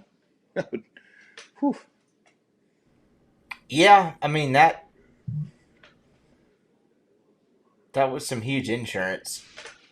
Yes. I got another hot take for you. They would do well not to bring the tying run to the plate.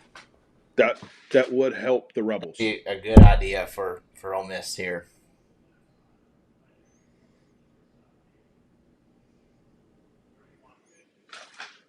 would help the Rebels.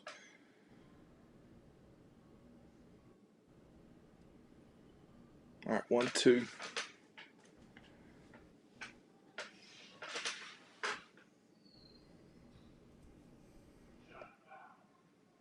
Is that a dorm behind the ballpark? I'm not sure. I think that's one of their newer dorms. Okay. Nicer than the one I lived in.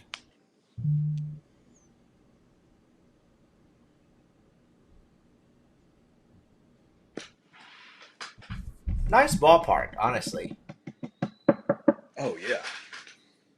I like Auburn's campus just in general.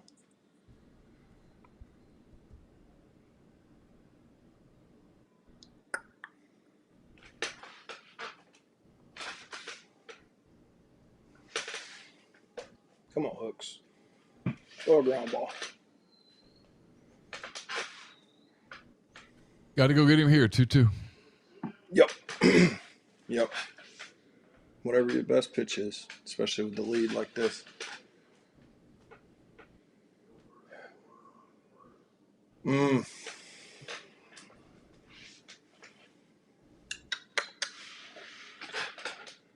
Oh, man, he finds a way on. This gets real.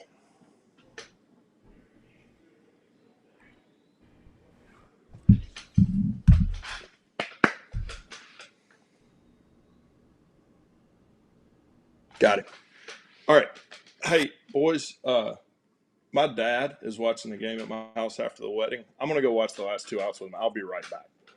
Okay.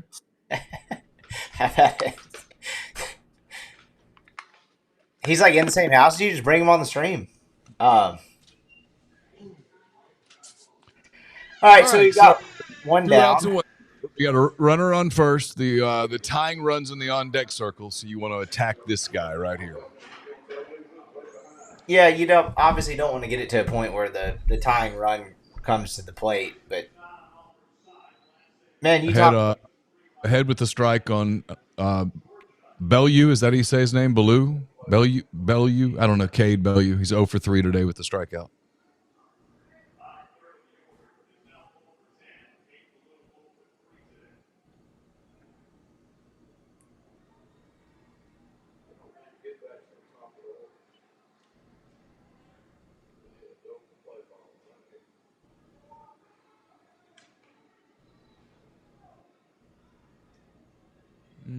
He held. Oh, he said he swung at it. 0-2. Wow. That did not look like he swung. Yeah, that's. I think that's a little bit of a break for Ole Miss right there. I didn't. Let's see the replay. It's close. Could go either way. Ooh. I mean, either way. Oh, made up for it there because that was a strike. That was a strike. That was strike 3. Wow.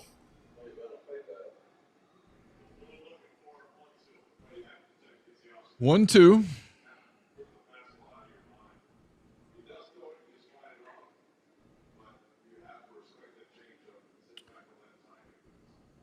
Try to get into chase. So here's the 2-2. You want to go here. You don't want to go 3-2 here.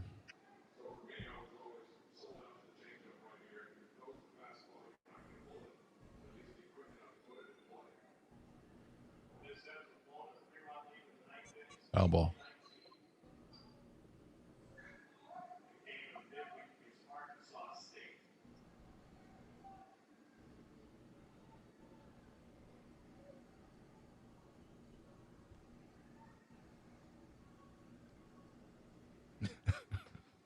I don't think Todd Walker's trying to jinx it. I don't know who the other announcer is. I think it's Tom Hart. I don't think he cares either.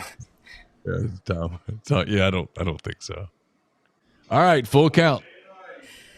Wow, gotten ahead of him here, and then this would be a tough one to lose. Tough hitter to lose, I should say.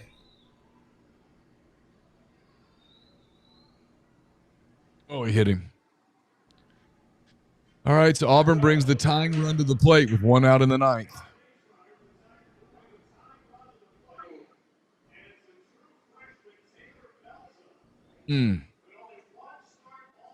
He's not nearly as sharp as he was last night, Brian. No, which is to be expected. I mean, we've seen Hooks on back-to-back days a couple of times, and you've seen similar results. not only is it back-to-back days, but I mean, you're talking about less than 24 hours in this case. Not that Yeah. that's a huge difference, but it Sure. matters a little bit. Yeah, I mean, at the end of the day, though, regardless of how this sequence turns out, this is the right decision. I think going back to him, this is one of two guys you Yeah. trust. This is kind of what you got to do.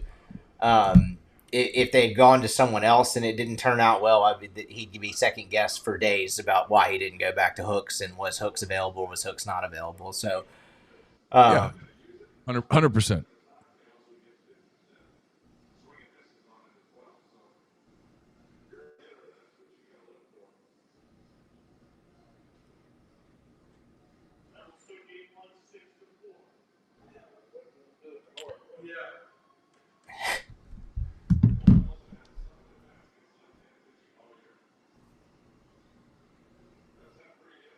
where are they at in the lineup? Let's see. This is Taylor Belza. This is the bottom of the lineup. Okay. The 9-hole. Ooh, big at bat here. I mean, for obvious reasons, but also the fact that this is a 9-hole. Yeah, just a little. Yeah, I mean,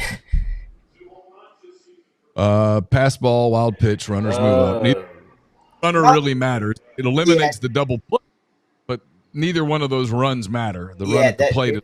Neither one of those beats you. Not the worst thing in the world.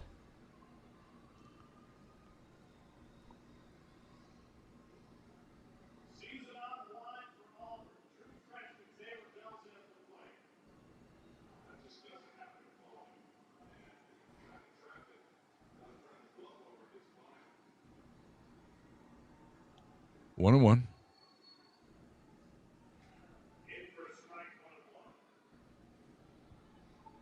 Big Ben says he's wild. He's not really wild. He's just not sharp. Yeah, not sharp's the perfect way to put it. He's not totally all over the place. It's just not. Right.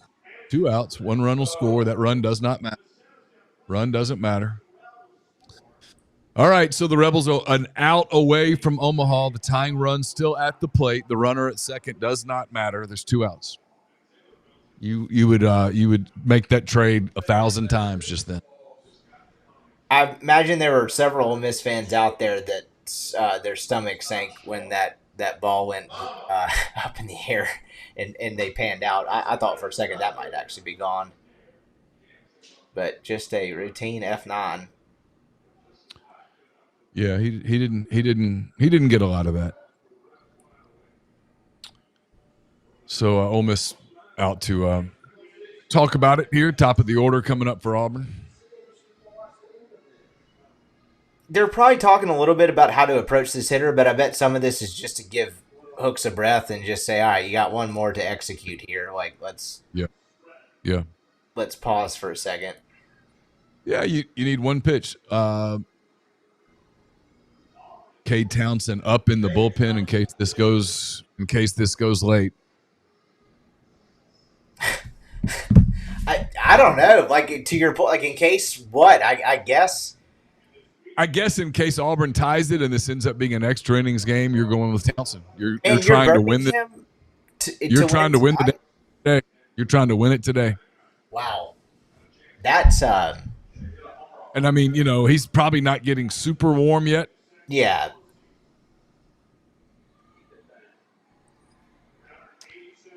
All right, McCrane is up 0-1. Got the first pitch in for a strike.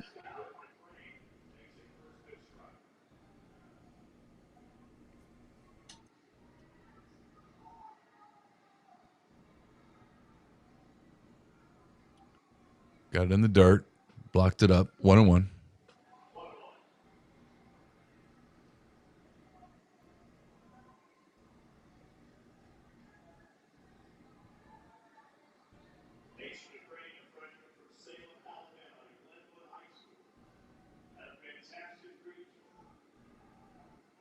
Oh, that's a good pitch. 1-2. Rebels a strike away from Omaha. Was a great pitch.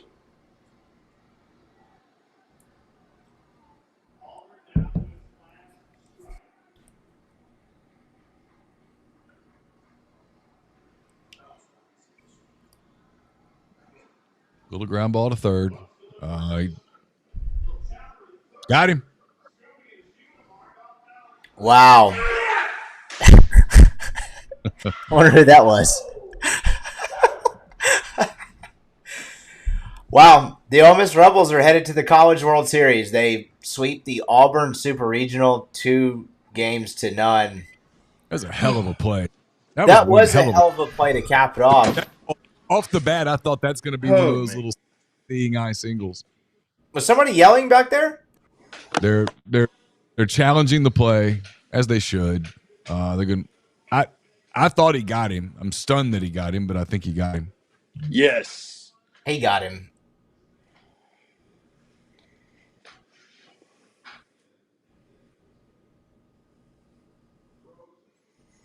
He is out. He's out. He's out. Kind of a bummer on the celebration. They did the right thing. You take a look at it. Yeah, but that's what a hell of a play by Judd Unimark. I mean, fitting. Guys, if you think about the poetry of this game, two guys that have been in your program for a long time. Furness hits the big home run. Unimark makes that play right there. I mean, there's sometimes you wonder if there is a baseball game. That's awesome. Golly. This is this team of all teams. The only thing I'm going to say, and then I'll shut up. I'm going to leave it to you guys. Y'all are much better at post-game shows than I am. The only thing I'm going to say, and I just wrote this column, is this narrative that this is some shocking development is absolutely false. This is not Cinderella. This is not this is a good SEC team got to Omaha. Yeah. That's it. Yeah. And so for the people that, and I'm talking to a handful of specific people who try to turn this into, oh my God, what a shock. No, Troy getting to Omaha is, oh my God, what a shock. You're Ole Miss. You won the national title 4 years ago. You hosted a regional a year ago. You're a really good SEC program. Getting to Omaha is not stunning. It's a hell of an accomplishment, but it's not stunning. Winning an SEC series at Auburn is not stunning. It's a really good team that had a path to get to Omaha, and they rode it. And frankly, now they're in a spot where they have a path to win a national championship. It'll be difficult because the other 7 teams there are good also, and only one of the 8 teams will leave Omaha with the title. 7 of the 8 teams will lose their last game. It's just the way it works. But there's a world where Ole Miss wins it again. And it won't be some stunning, shocking, oh my God thing. This was a good team. This was a team that was one win away from hosting a regional. They had a handful of really difficult losses: Georgia, Arkansas, Alabama. But they're a really good team with elite pitching, and they have guys who can run the ball out of the ballpark, and they've got a really good bullpen at this point. And they just beat a really good Auburn team. Yeah. They did. I mean, I think the surprising aspect of it, this is not some shock. Like you said, this was a team that was one SEC regular season win away from hosting a regional. I think the up and downs this team had, like they're not always an enjoyable watch. There's a ton of swing and miss. They won a series this year at Florida where they went 18 innings without scoring a run. It wasn't always pretty, but I think it's the fact that they were able to put their best version of themselves together for I guess it would be 2 weeks now to actually make this happen. But it's not shocking that they did it. It's not shocking that the capability was there. No, and in this league, when you play those kinds of teams, you're going to have stretches where you don't look very good. I mean, look at some of the teams that aren't out of the SEC: Tennessee, Florida, Arkansas, Kentucky. They didn't get to this place, right? They didn't get to super regionals, but those were all good teams. They weren't great teams, but they were good teams. They were perfectly capable of having a big weekend against you. And then, the teams that, Georgia's still in it, Alabama's still in it, Mississippi State's still in it, Texas is still in it. I mean, it's just, this is not Cinderella. That's all I'm saying. And so when people do the Cinderella narrative, I mean, I just published a column. It'll be up. I'll link it and y'all stream and then I'll get out. But this was not Cinderella shopped at really cheap stores. This is this particular person, theoretical Ole Miss, they shopped at some pretty expensive stores for their dress and shoes tonight. Yeah. This was a good team that finally met its like peak potential. They came up maybe a little bit short. I thought them being a 2 seed that was very close to hosting was about right for the body of work they gave us in the 30-game SEC regular season. But this is a team that reached their peak potential, and I thought they caught a little bit of a break going to a Big Ten team to their regional, but there is nothing catching a break about having to go to the number 4 overall seed Auburn and do what they just did against that pitching staff the last 2 days. I mean, this was earned, but again, like to Neil's point, not shocking at all. Good on Bianco. I would, if I were Bianco, I would just be like, what are you going to say now?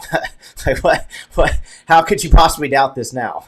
Yeah, I'm going to jump out. You guys have done a really, really good job. Great job, I should say, with the watch parties and all the stuff. People have really enjoyed it. I just linked my column in the stream. I know Chase will have a lot of coverage at Rebels 24/7.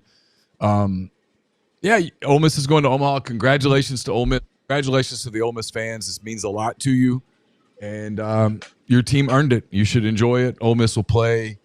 Chase was telling me he thought Ole Miss would play the Friday night game in Omaha against either North Carolina or USC. Those two teams will play a deciding game tomorrow in Chapel Hill.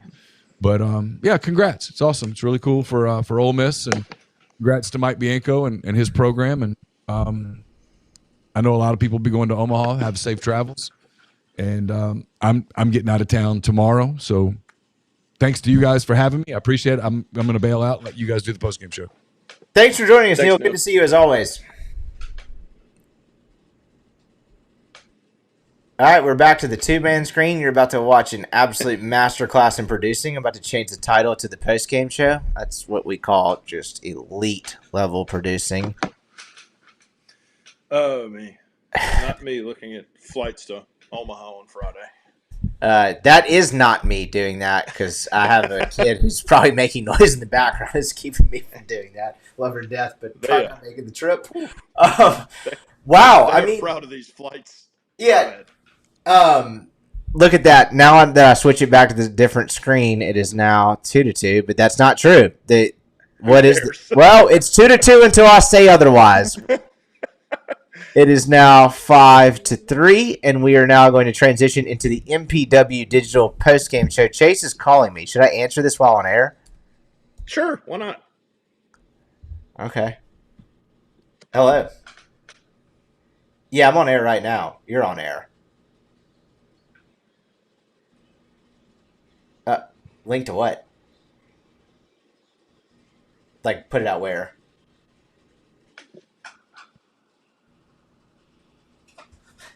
More or less. Yeah, yes, where do you want to put it out? Oh, man. Wow, what a...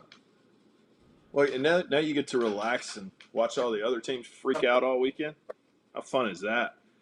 Yeah, Sounds good. The problem with us doing another stream is Sorry. I'm not for so there's people in here saying that they're undefeated when we stream and they're right. However, I'm probably going to Omaha, Nebraska. So well, I also have a day job. Like this works on the weekends, but if Ole Miss, is playing a 1:00 game on I know people forget sometimes, but if Ole Miss is playing a 1:00 game on a Tuesday or Wednesday, I can't stream. I have to actually pay the bills. If somebody wants to send me like a few grand on Venmo immediately, that QR code's right there. I'll consider quitting my job. But we'll do what we can. We'll make it work. Even if Collin's not available, like if someone is able to stream with me on a weekend and I'm available, we can certainly do it. But yeah, well, Collin and I talked about this. It was like, dude, we're setting a dangerous precedent that we're going to be able to stream every game in Omaha, which was never going to be the case. I mean, I enjoy the hell out of doing this, but I do have to pay my mortgage and whatnot. But anyway, sorry, Chase was just sending me a link to pay the bills.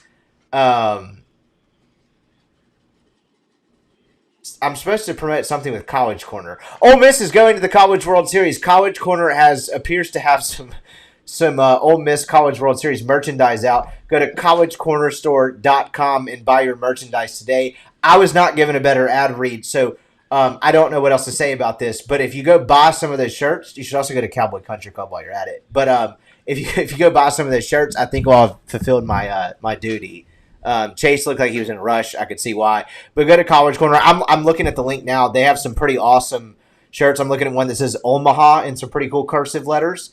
Omaha and some block letters, but they've already got an Omaha or Ole Miss College World Series line out at College Corner Store there.com. Also, you can visit them, their brick and mortar store in Oxford off of Sisk. I know that because I used to work there. But yeah, collegecornerstore.com. Boy, I nailed that like a split hog. Anyway, this Ole Miss team is going to the College World Series. Pretty wild. I thought Neil summed it up pretty well in terms of like this not being a Cinderella story by any means. But I will say, with the ups and downs this team had, I'm probably a little more than a little surprised. Not only that they're going to Omaha, but that they just made it through 2 weeks of a postseason without losing a game. Like, Yeah. I know it wasn't easy for them, but the fact that it looked this easy, does that make sense? Like, they just steamrolled through this deal. I would not have guessed that. What were the odds I could have given you that Ole Miss was going to go 5-0 in the regional and super regional round and make the College World Series? I would say pretty slim. Well, and here's the thing, right? Yeah, I get what you're saying, and you're totally right. But think about this: they won the first game by 1, the second game by 3, the third game by 1, the fourth game by 2. Yeah. Last night 2. Yeah, and then today by 2. Like, I mean, you know what I mean? They had to play super, super well, and they did. Someone asking if we don't have PTO, is that to go to Omaha? I have PTO all summer, except, I mean, I have to coach. But, yeah, I have the from July 1 to July 31. I can do whatever I want. So I have PTO. I have a 5-month-old is the problem. Yeah. I can take time off. I'm not going anywhere if I do.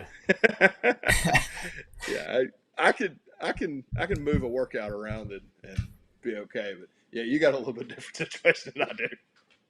I mean, I guess we could bring her to Omaha. I'm not sure how well that would work. I did buy her some noise canceling headphones for football season. We'll see how that goes. But yeah, just this team.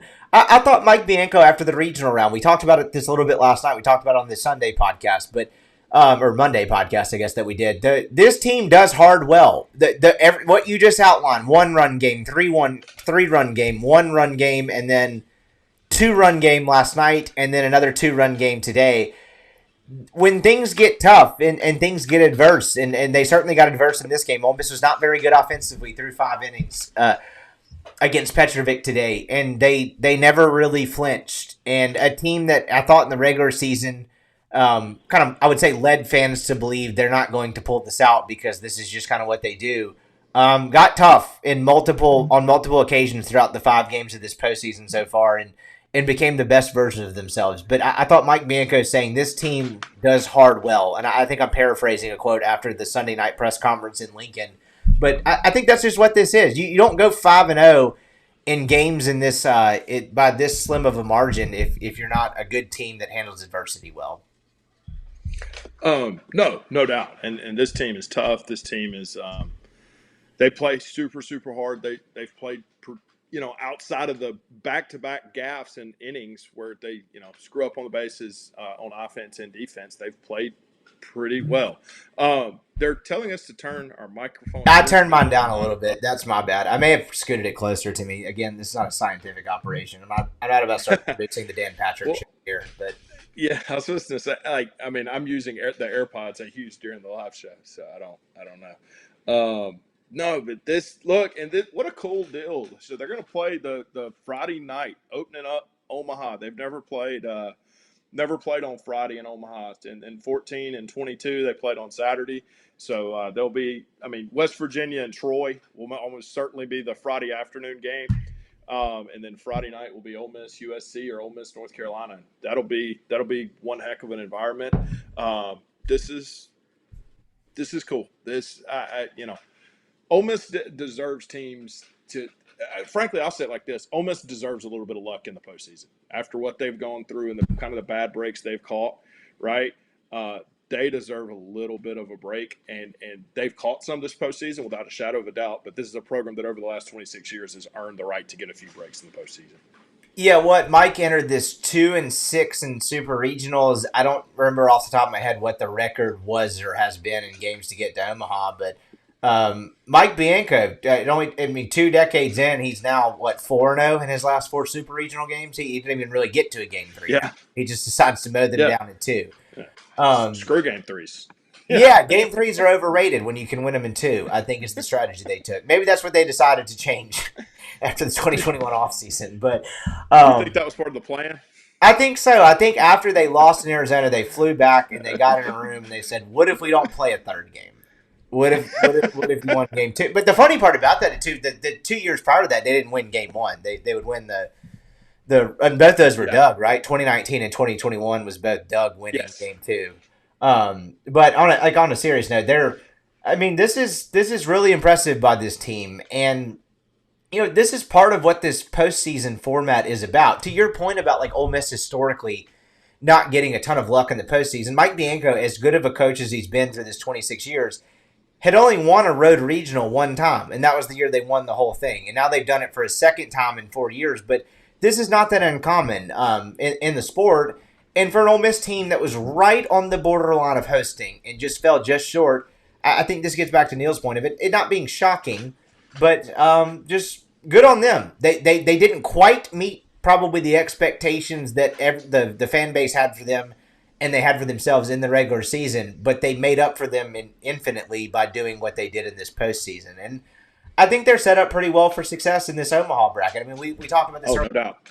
You now have Troy and West Virginia as 2 of the 4 teams on your side of the bracket, and you're going to either have North Carolina or USC.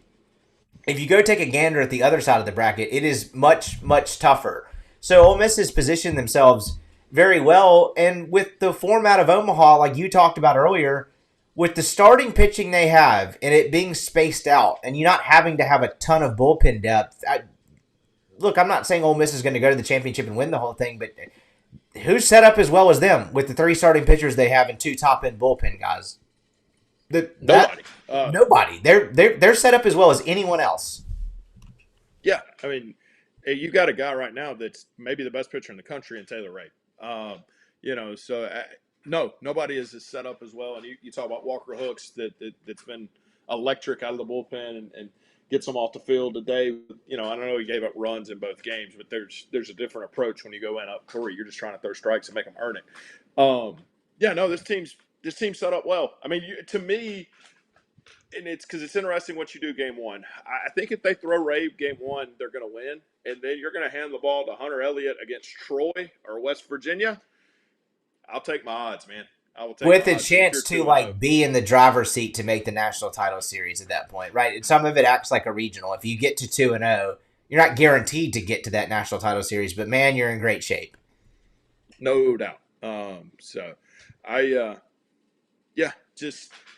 Just a really cool deal. This program deserves these type of moments after the kind of heartbreak they dealt with the first 15, 20 years of Mike's tenure. And man, they more than made up for it. They're, like you said, they're set up super, super well to go on a run. And their side of Omaha, it's not the most challenging, but sometimes you catch a break. And by God, this program deserves a break in the college baseball postseason. And we talked about this earlier toward the end of the game. As this topsy-turvy college sports landscape where you're turning over rosters every year, Judd Utermark, Will Furness endured some pretty tough years. And they're now the cornerstones of a lineup that, they finally turned it around last year. They were a good team last year that exceeded expectations, and they had a bad Monday night and blew a home regional. And for them to get to see Omaha, to me, just feels fitting given the sweat equity they put into the program. And so guys like that, in addition to the guys they've added, just kind of getting to experience this, I think is good. This is in terms of their on-field performance throughout the course of the year, they have been a frustrating watch. But I think in terms of personalities, this is a likable team. They seem to have a lot of guys that have a lot of mental mettle to them, a lot of guys with a mental fortitude. And like, I mean, for lack of a better phrase, a lot of give a shit level. Like when they got big outs in this post, Oh like yeah. seeing Will Furnace just kind of lose his mind after he catches the out at first base or whatever to end the inning. Just guys that care a lot. And I know that's stating the obvious. Everybody who's in this round is going to care, but just a likable group that did not always put out a likable product. But all that can be put aside now. Who gives a damn? They're in Omaha. Yeah. This whole Well, they that's strike out a ton and they haven't done this or they haven't done that talk. I mean, I'm as guilty as anybody of bringing that up. It doesn't matter now. Like this will be the last time we discuss it. They are in the College World Series, and again, even if you felt like they got a little bit of a favorable draw going to a Big Ten team, what they just did running through 2-0 in the Auburn Regional, a team that a lot of people had as a dark horse to win the whole thing, probably slightly behind Georgia, to go do what they just did for 2 days and handle that environment and that stadium is just it's truly remarkable. And I think they did it largely on the backs of pitching, don't you think? The lineup was very good last night against Auburn's Friday guy. They weren't good for 5 innings today, and they were pretty good for about 2 innings today. It was enough. But, I mean, the Ole Miss pitched their way to Omaha this weekend, don't you think? I think Ole Miss pitched their way to Omaha the past 2 weekends, but yes, absolutely. Yeah, no, it rings true for both. Yeah, but that's how they had to win, right? They weren't going to go, score, do what Georgia did today. They had to pitch the crap out of it and give them a bunch of credit, man. They did. Hunter Elliott competed his guts out last night. Hudson Calhoun, Walker Hooks were electric. Give J.P. Robertson, man, a ton of credit. He gets them off the field in the 8th. Yeah, Hayden Federico made one heck of a play to get him off the field, but give him a bunch of credit, and then they go and make the play in the bottom of the 8th inning to win the game. Just man, that was special. And it's like you said, right? Like, who cares about the strikeouts now? Who cares about their inability to move the baseball? It's exactly right. Who cares? I'll be honest with you. I'll say it like this. And to somebody that grew up about 15 minutes from Starkville, this is somewhat hard to say. Who cares that you got swept by Mississippi State? Yeah, it doesn't I matter. can tell you this. I'd rather be Ole Miss than Mississippi State today.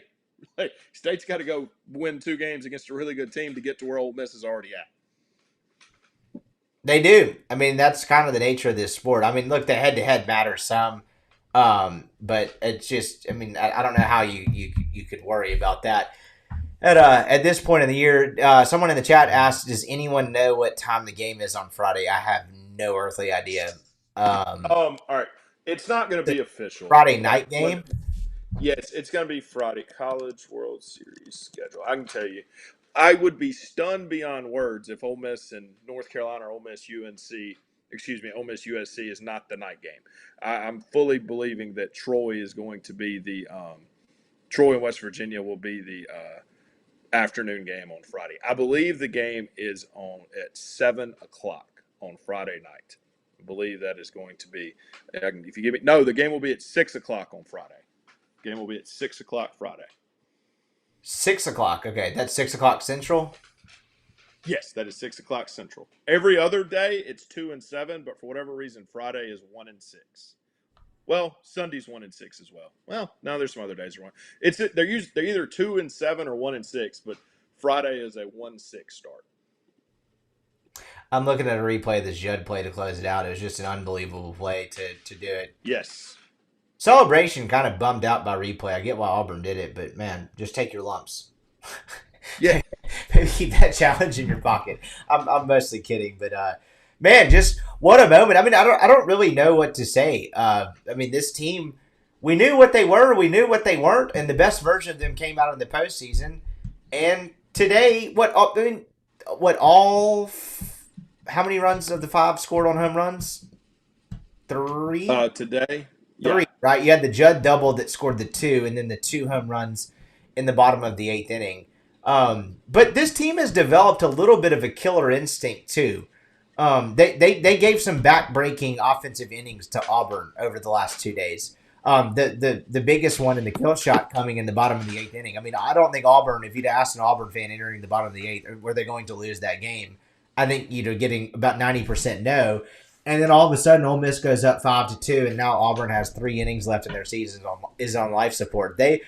Anytime Auburn punched them, they punched back. And they did it by using – all right, so you had Elliott last night, Calhoun, and Hooks, and then Rabe Robertson, and Hook. So you did it using what, 5 pitchers? That is. Yeah, 5. Yeah, 5. Which is kind of what this team was designed to do.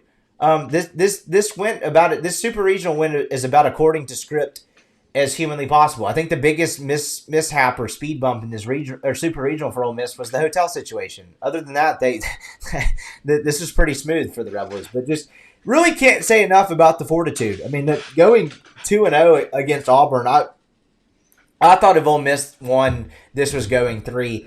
I got to be honest, I didn't like their chances to win this regional or super regional. I thought this was 35-40% chance. Didn't think it would be outlandish, but I certainly didn't think they'd mow through it like this. What was the biggest surprise for you in this super? That they hit a little bit better than I thought they would. Particularly last night? I thought there would be one of the first 2 games where I thought there would be one of the 2 games where they just didn't swing it particularly well. And, man, they did. Obviously the first 5 innings were tough today, but they stuck with it. Taylor Rabe should not be overlooked. Just continues to go out, and he was the key, right? He holds them down for 7 innings, and Ole Miss gives it to a bullpen that has become elite. Wow, it's just man, it's been something. Somebody asked, and I don't think it's worth, or I think it's worth talking about. Team went 0-1 in the SEC tournament.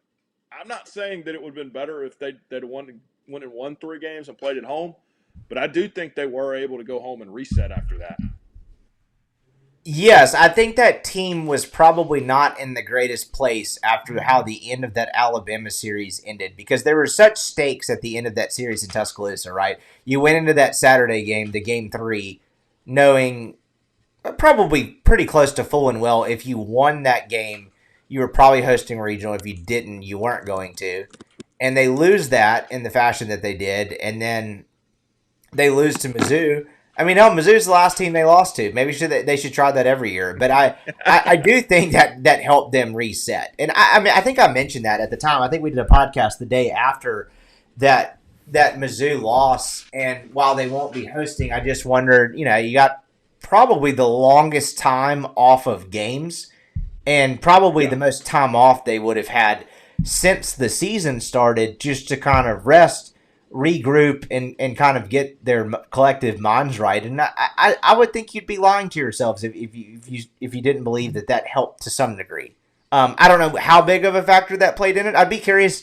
That might be a question I would ask tonight if I was sitting there tonight in the post-game press conference. Did that time off help them at all? Because they've certainly, from a mental standpoint, winning those close games they've won over the last 2 weeks, those 5 games, did that help them do that at all? I'd be curious to know what their answers are. For sure. All right, let's get into this. I know it's, celebrate tonight. It's awesome. But they're going to play Friday night in a massive game. If you're the Ole Miss Rebel head coach, who takes the ball for them? Taylor Rabe takes the ball for me. That's exactly what I would do. I think today was evidence enough of that, too. He wasn't even awesome for a lot of the game. Lost the breaking ball for several innings, and he still went, 7 and allowed 2 earned runs, and that wasn't his A stuff. I'm hitting him the baseball. Yes, because you have to win that game to have a chance to win the whole thing. And then, the way you're a little bit more of a benefit playing on Friday, right? So if Rabe, and let's just walk through this, right? Rabe throws on Friday. Game 2 would be on Sunday, okay? And then game 3 would either be on Tuesday or Wednesday. It would be on Tuesday if you're 1-1, or you would be on Wednesday if you're 2-0, okay? He could throw again on Wednesday. That would be, and because I think he's your best option to win a baseball game, that's why I would throw him, obviously, game 1. The other reason is because I need him to be able to come back. And the deal with you starting on Friday allows for that. So I absolutely would try. And I expect they will. I know it's a little bit odd that you take Hunter off the first game. And I thought Hunter competed his tail off last night. I thought he absolutely didn't have his best stuff, and he gutted it out for 4.2 innings and gave you a shot. But, man, I think you've got to – I think your best course to win the College World Series is hand the ball to Taylor Rabe on opening night. Someone says not in the chat, not enough rest, only 5 days, buddy. If Taylor Rabe gets 5 days rest, he's starting again. What? I don't know what to tell you this time of year. That is not a problem. Saturday to Friday is fine. He will be fine. Yeah, I wonder what He'll that's be even in fine. context of. Yeah, that's not going to be an issue at all. They will have no if they want to start Taylor Rabe on Friday in Omaha. They are certainly going to do that. They will not have a problem with that at all. But you What? bring up a point. That's almost what I wonder if that comment was going that direction. If Ole Miss were to win the Friday game, and then let's just say, and again, we're just playing out scenarios. We're not getting too far ahead of ourselves. Just playing it out as a hypothetical, and then won again on Sunday. So they would play again Wednesday. If they won, So if they won on Sunday, they would not play again until Wednesday. If you'd they go went back two to and zero, they Rabe would for go. that Wednesday game almost for sure, wouldn't you? No, you don't. And the Why? reason is you have to be well, you have to be beat twice, and then the College World Series Finals would start on Saturday. You take a chance that you can get through it, and then have Rabe for Game 1. If you lost, then you would throw him on Thursday. Because if you throw him that Wednesday, he's not pitching in the finals. At all? Even if it starts on a Saturday? Saturday, I mean, He I couldn't guess he go could Wednesday, go on Monday. Sunday? That's what, Thursday, Friday, Saturday? No, you don't want to do that. They may not want I it. most I would not. I would throw Cade. Like if I went, I would go Rabe Friday, Elliott Sunday, and then Rabe. Excuse me. I would go Rabe Friday, Elliott Sunday, and then Townsend on Wednesday. And then if I had to play on Thursday, I would throw Rabe again. I get your point because if you go 3-0, you for sure have Rabe, who's well rested at that point for Game 1. It makes sense, and it's not that too far fetched. Too far fetched, I should say, with the draw and the bracket Ole Miss has gotten. I mean, this is escalated quickly in terms of Ole Miss's chances of winning the whole thing. I'm not sure I totally believe that when we were doing the first stream of the Lincoln Regional at 2 a.m. last Friday, but man, they certainly brought it to fruition. But again, this team just kind of embodies toughness from Elliott to Furness to Utermark. It's remarkable. I don't know really what else there is to say about it, but also, I mean, I guess we can go here too. Very important that they made good on that Rabe start today. Would you have felt awesome going into tomorrow in a Game 3 with knowing what's the kid from Auburn's name? His name just escaped me now. That was going to go tomorrow. Marciano. Marciano. I was about to say Marcia. Would you have felt great going into Game 3 tomorrow? Like the fact that they came back and rallied and did that in the 8th, I thought was pretty huge because I wouldn't have loved their odds tomorrow because you're banking on getting the good Townsend or the bad Townsend. All right, I am 32 years old, and the next time Ole Miss plays a Game 3 in a Super Regional, and I feel good about it, will be the first. So no, Fair enough. I would not have felt good about it. Just look, Game 3s are weird. Weird stuff can happen. So no, I mean I thought there was a reason Cade Townsend was down there getting loose. I don't know if y'all saw that at the end of the game. Cade Townsend was getting loose to come into this game because they wanted to win this game. So no, would not have felt good if Ole Miss had squandered that start by Rabe. What did you make of that, by the way? You were off the stream for a bit. My brother texted me. It was like someone there says Townsend is in the bullpen, and then you see him in the bullpen. And Neil was like, well, he's coming in case, and then kind of paused. And I was like, yeah, in case of what? Like, do you pitch him in a tie game if it goes to extra innings? Yes, that's what they would have done. So that's selling out to win today and taking your chances with Libert tomorrow. Yeah. If that had gone, I mean, this is all moot at this point. I know, obviously, but that's what they were doing. Do you agree or disagree with that? That's 1,000% what they were doing, and I would have been fine with it. Okay. They were trying to win today, and you don't want to play a Game 3 on the road and you're the home team, right? Hooks had 1 inning. I think it was pretty obvious that was it. So and they were going to go to Cade, and they were going to hope and pray he sat him down, and I think it was the right call. I think you needed to go in and try to win today. I'm always, you don't do something stupid like if you get down 8-0, you don't put somebody crazy in the game. But man, if you win that first game, I'm a proponent of if you've got a shot to win that second one, you take it, and then you show up on Monday or Sunday for Game 3 with what you got left and take your shot. But I am not I used to be, but I am no longer the proponent of just play for Game 3 because I'm telling you that stuff gets weird. It does get weird, and I think this postseason I think has been a little bit of a poster child for that. Just checking in on the chat here. Let's see. Hunter Friday, Rabe Sunday. I disagree. I think that's going to be flipped. Someone did make a good point on Hunter, and I will concede this is a good point. They said Hunter will do better against teams that haven't scouted him for forever. I think that's possible. I do agree with that. So wait, say that again. What true. What do you think? Somebody said Hunter will do better against teams that have not faced him and scouted him for multiple years, which is what he's been facing the last 13 weeks. Hunter's been in the league forever, and it's not a guy that can just burn you up with velo.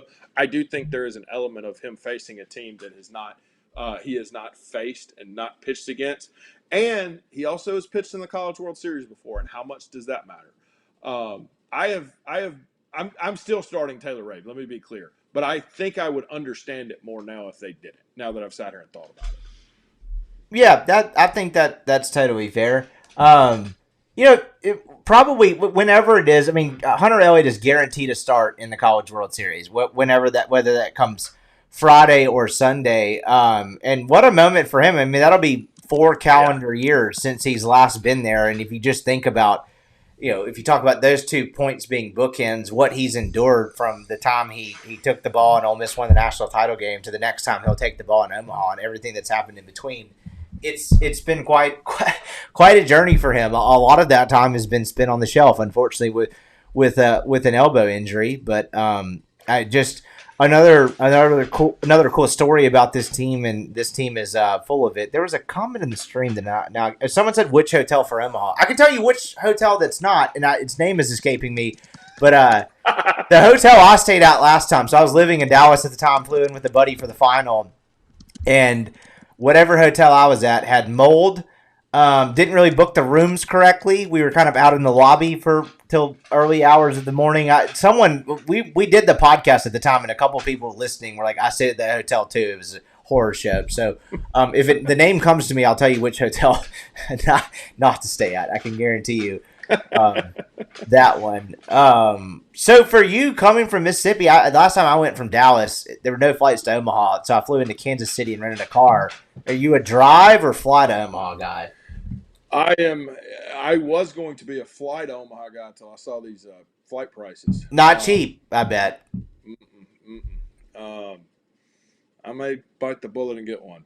But, and I would go with my dad, and dad's 75, so 14-hour trip's not the easiest on 75-year-olds. So probably may have to bite the bullet and fly and see if we can get a ticket. I don't know. We'll figure it out. I hadn't fully committed to going yet, but I'm about 70%. I was checking to see if DoubleTree. No. Somebody out there, I know whether they're in the stream or not, it was not a DoubleTree, but there was like mold in there. The hotel management staff just threw their hands up in the air and there's no laws here. This is about to be anarchy for the next 48 hours. I think I could have stolen something or committed a real felony and they'd just been like, we didn't see that. It was absolute lawlessness. I can't remember what hotel it was. I'm about to text my buddy that stayed with me and see, but it wasn't great. It was not a DoubleTree though. I do know that. But anyway, what about is Siski? Yeah, Siski's in the stream. How about Siski's full on Ole Miss now? Like you said, he's empty. He's got a kid at Ole Miss. What he said in the stream the other week, the devil has now left Ole Miss, so he's a little more open about it. That made me laugh so hard. He's in Baton Rouge now. Yeah, the devil has gone to Baton Rouge. So anyway, wrapping up here. I was texting Chase a second ago. Chase, they're still kind of behind in the press conference. I don't think Chase will be joining the post game show. He said he's got still at least another hour. We do not have another hour of content in us. But Chase said he'll go live as early as tomorrow morning once he gets it done. But he's hard at work putting up content on the 247 site. But just last couple of thoughts before we wrap up. But this might be a hard question to answer. I'm putting you on the spot. But if I had to ask you the MVP of the 2026 Ole Miss postseason so far, where are you going? Will Furness and Taylor Rabe. Those were my two answers. I was going Rabe first. I think Furness was second. I think that's fairly clear at this point. Furness just pretty big hits. I'll give you a third wild card that wasn't going to win it, but should be in the conversation. Braden Randall. Yes. Yeah. I mean, went a long time without starting a game. Has a billion hits since he's got put back in the lineup. Several clutch hits in that Lincoln Regional. That's a third, but I think you're right. I think I give the nod to Rabe. Really no slight on Furness, but without those two Rabe starts, we're not talking about this today, I don't think. Yeah, I think if I had to pick one, it would be him for sure. But man, what a swing by Furness against and Bacetta. But Furness just another big hit against a really good left-handed pitcher, and just found a way and just gutted out a way to get back to the College World Series, man. Omaha's cool. I'll say that if you for whatever reason, if you didn't go the first two times that Ole Miss went, I would encourage you to go. It's a really, really cool experience. I'm going to, every time Ole Miss goes, I'm going to try to go as long as I can. It's a really, really cool deal.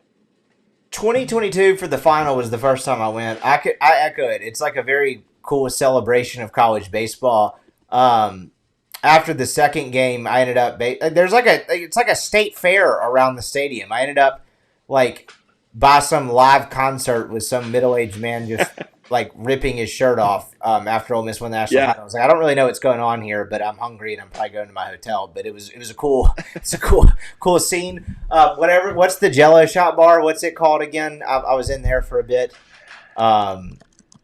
I forget the name of that bar, but Rocco's. Rocco's, that's right. How could I forget that? Rocco's, they've got the Jello shot count. But you're right. I mean, there's 3 or 4 bars there right by the stadium, and it's just it's like if college baseball had a state fair. It's very cool. It's its own section of downtown for that portion of the year. It's very cool and worth going.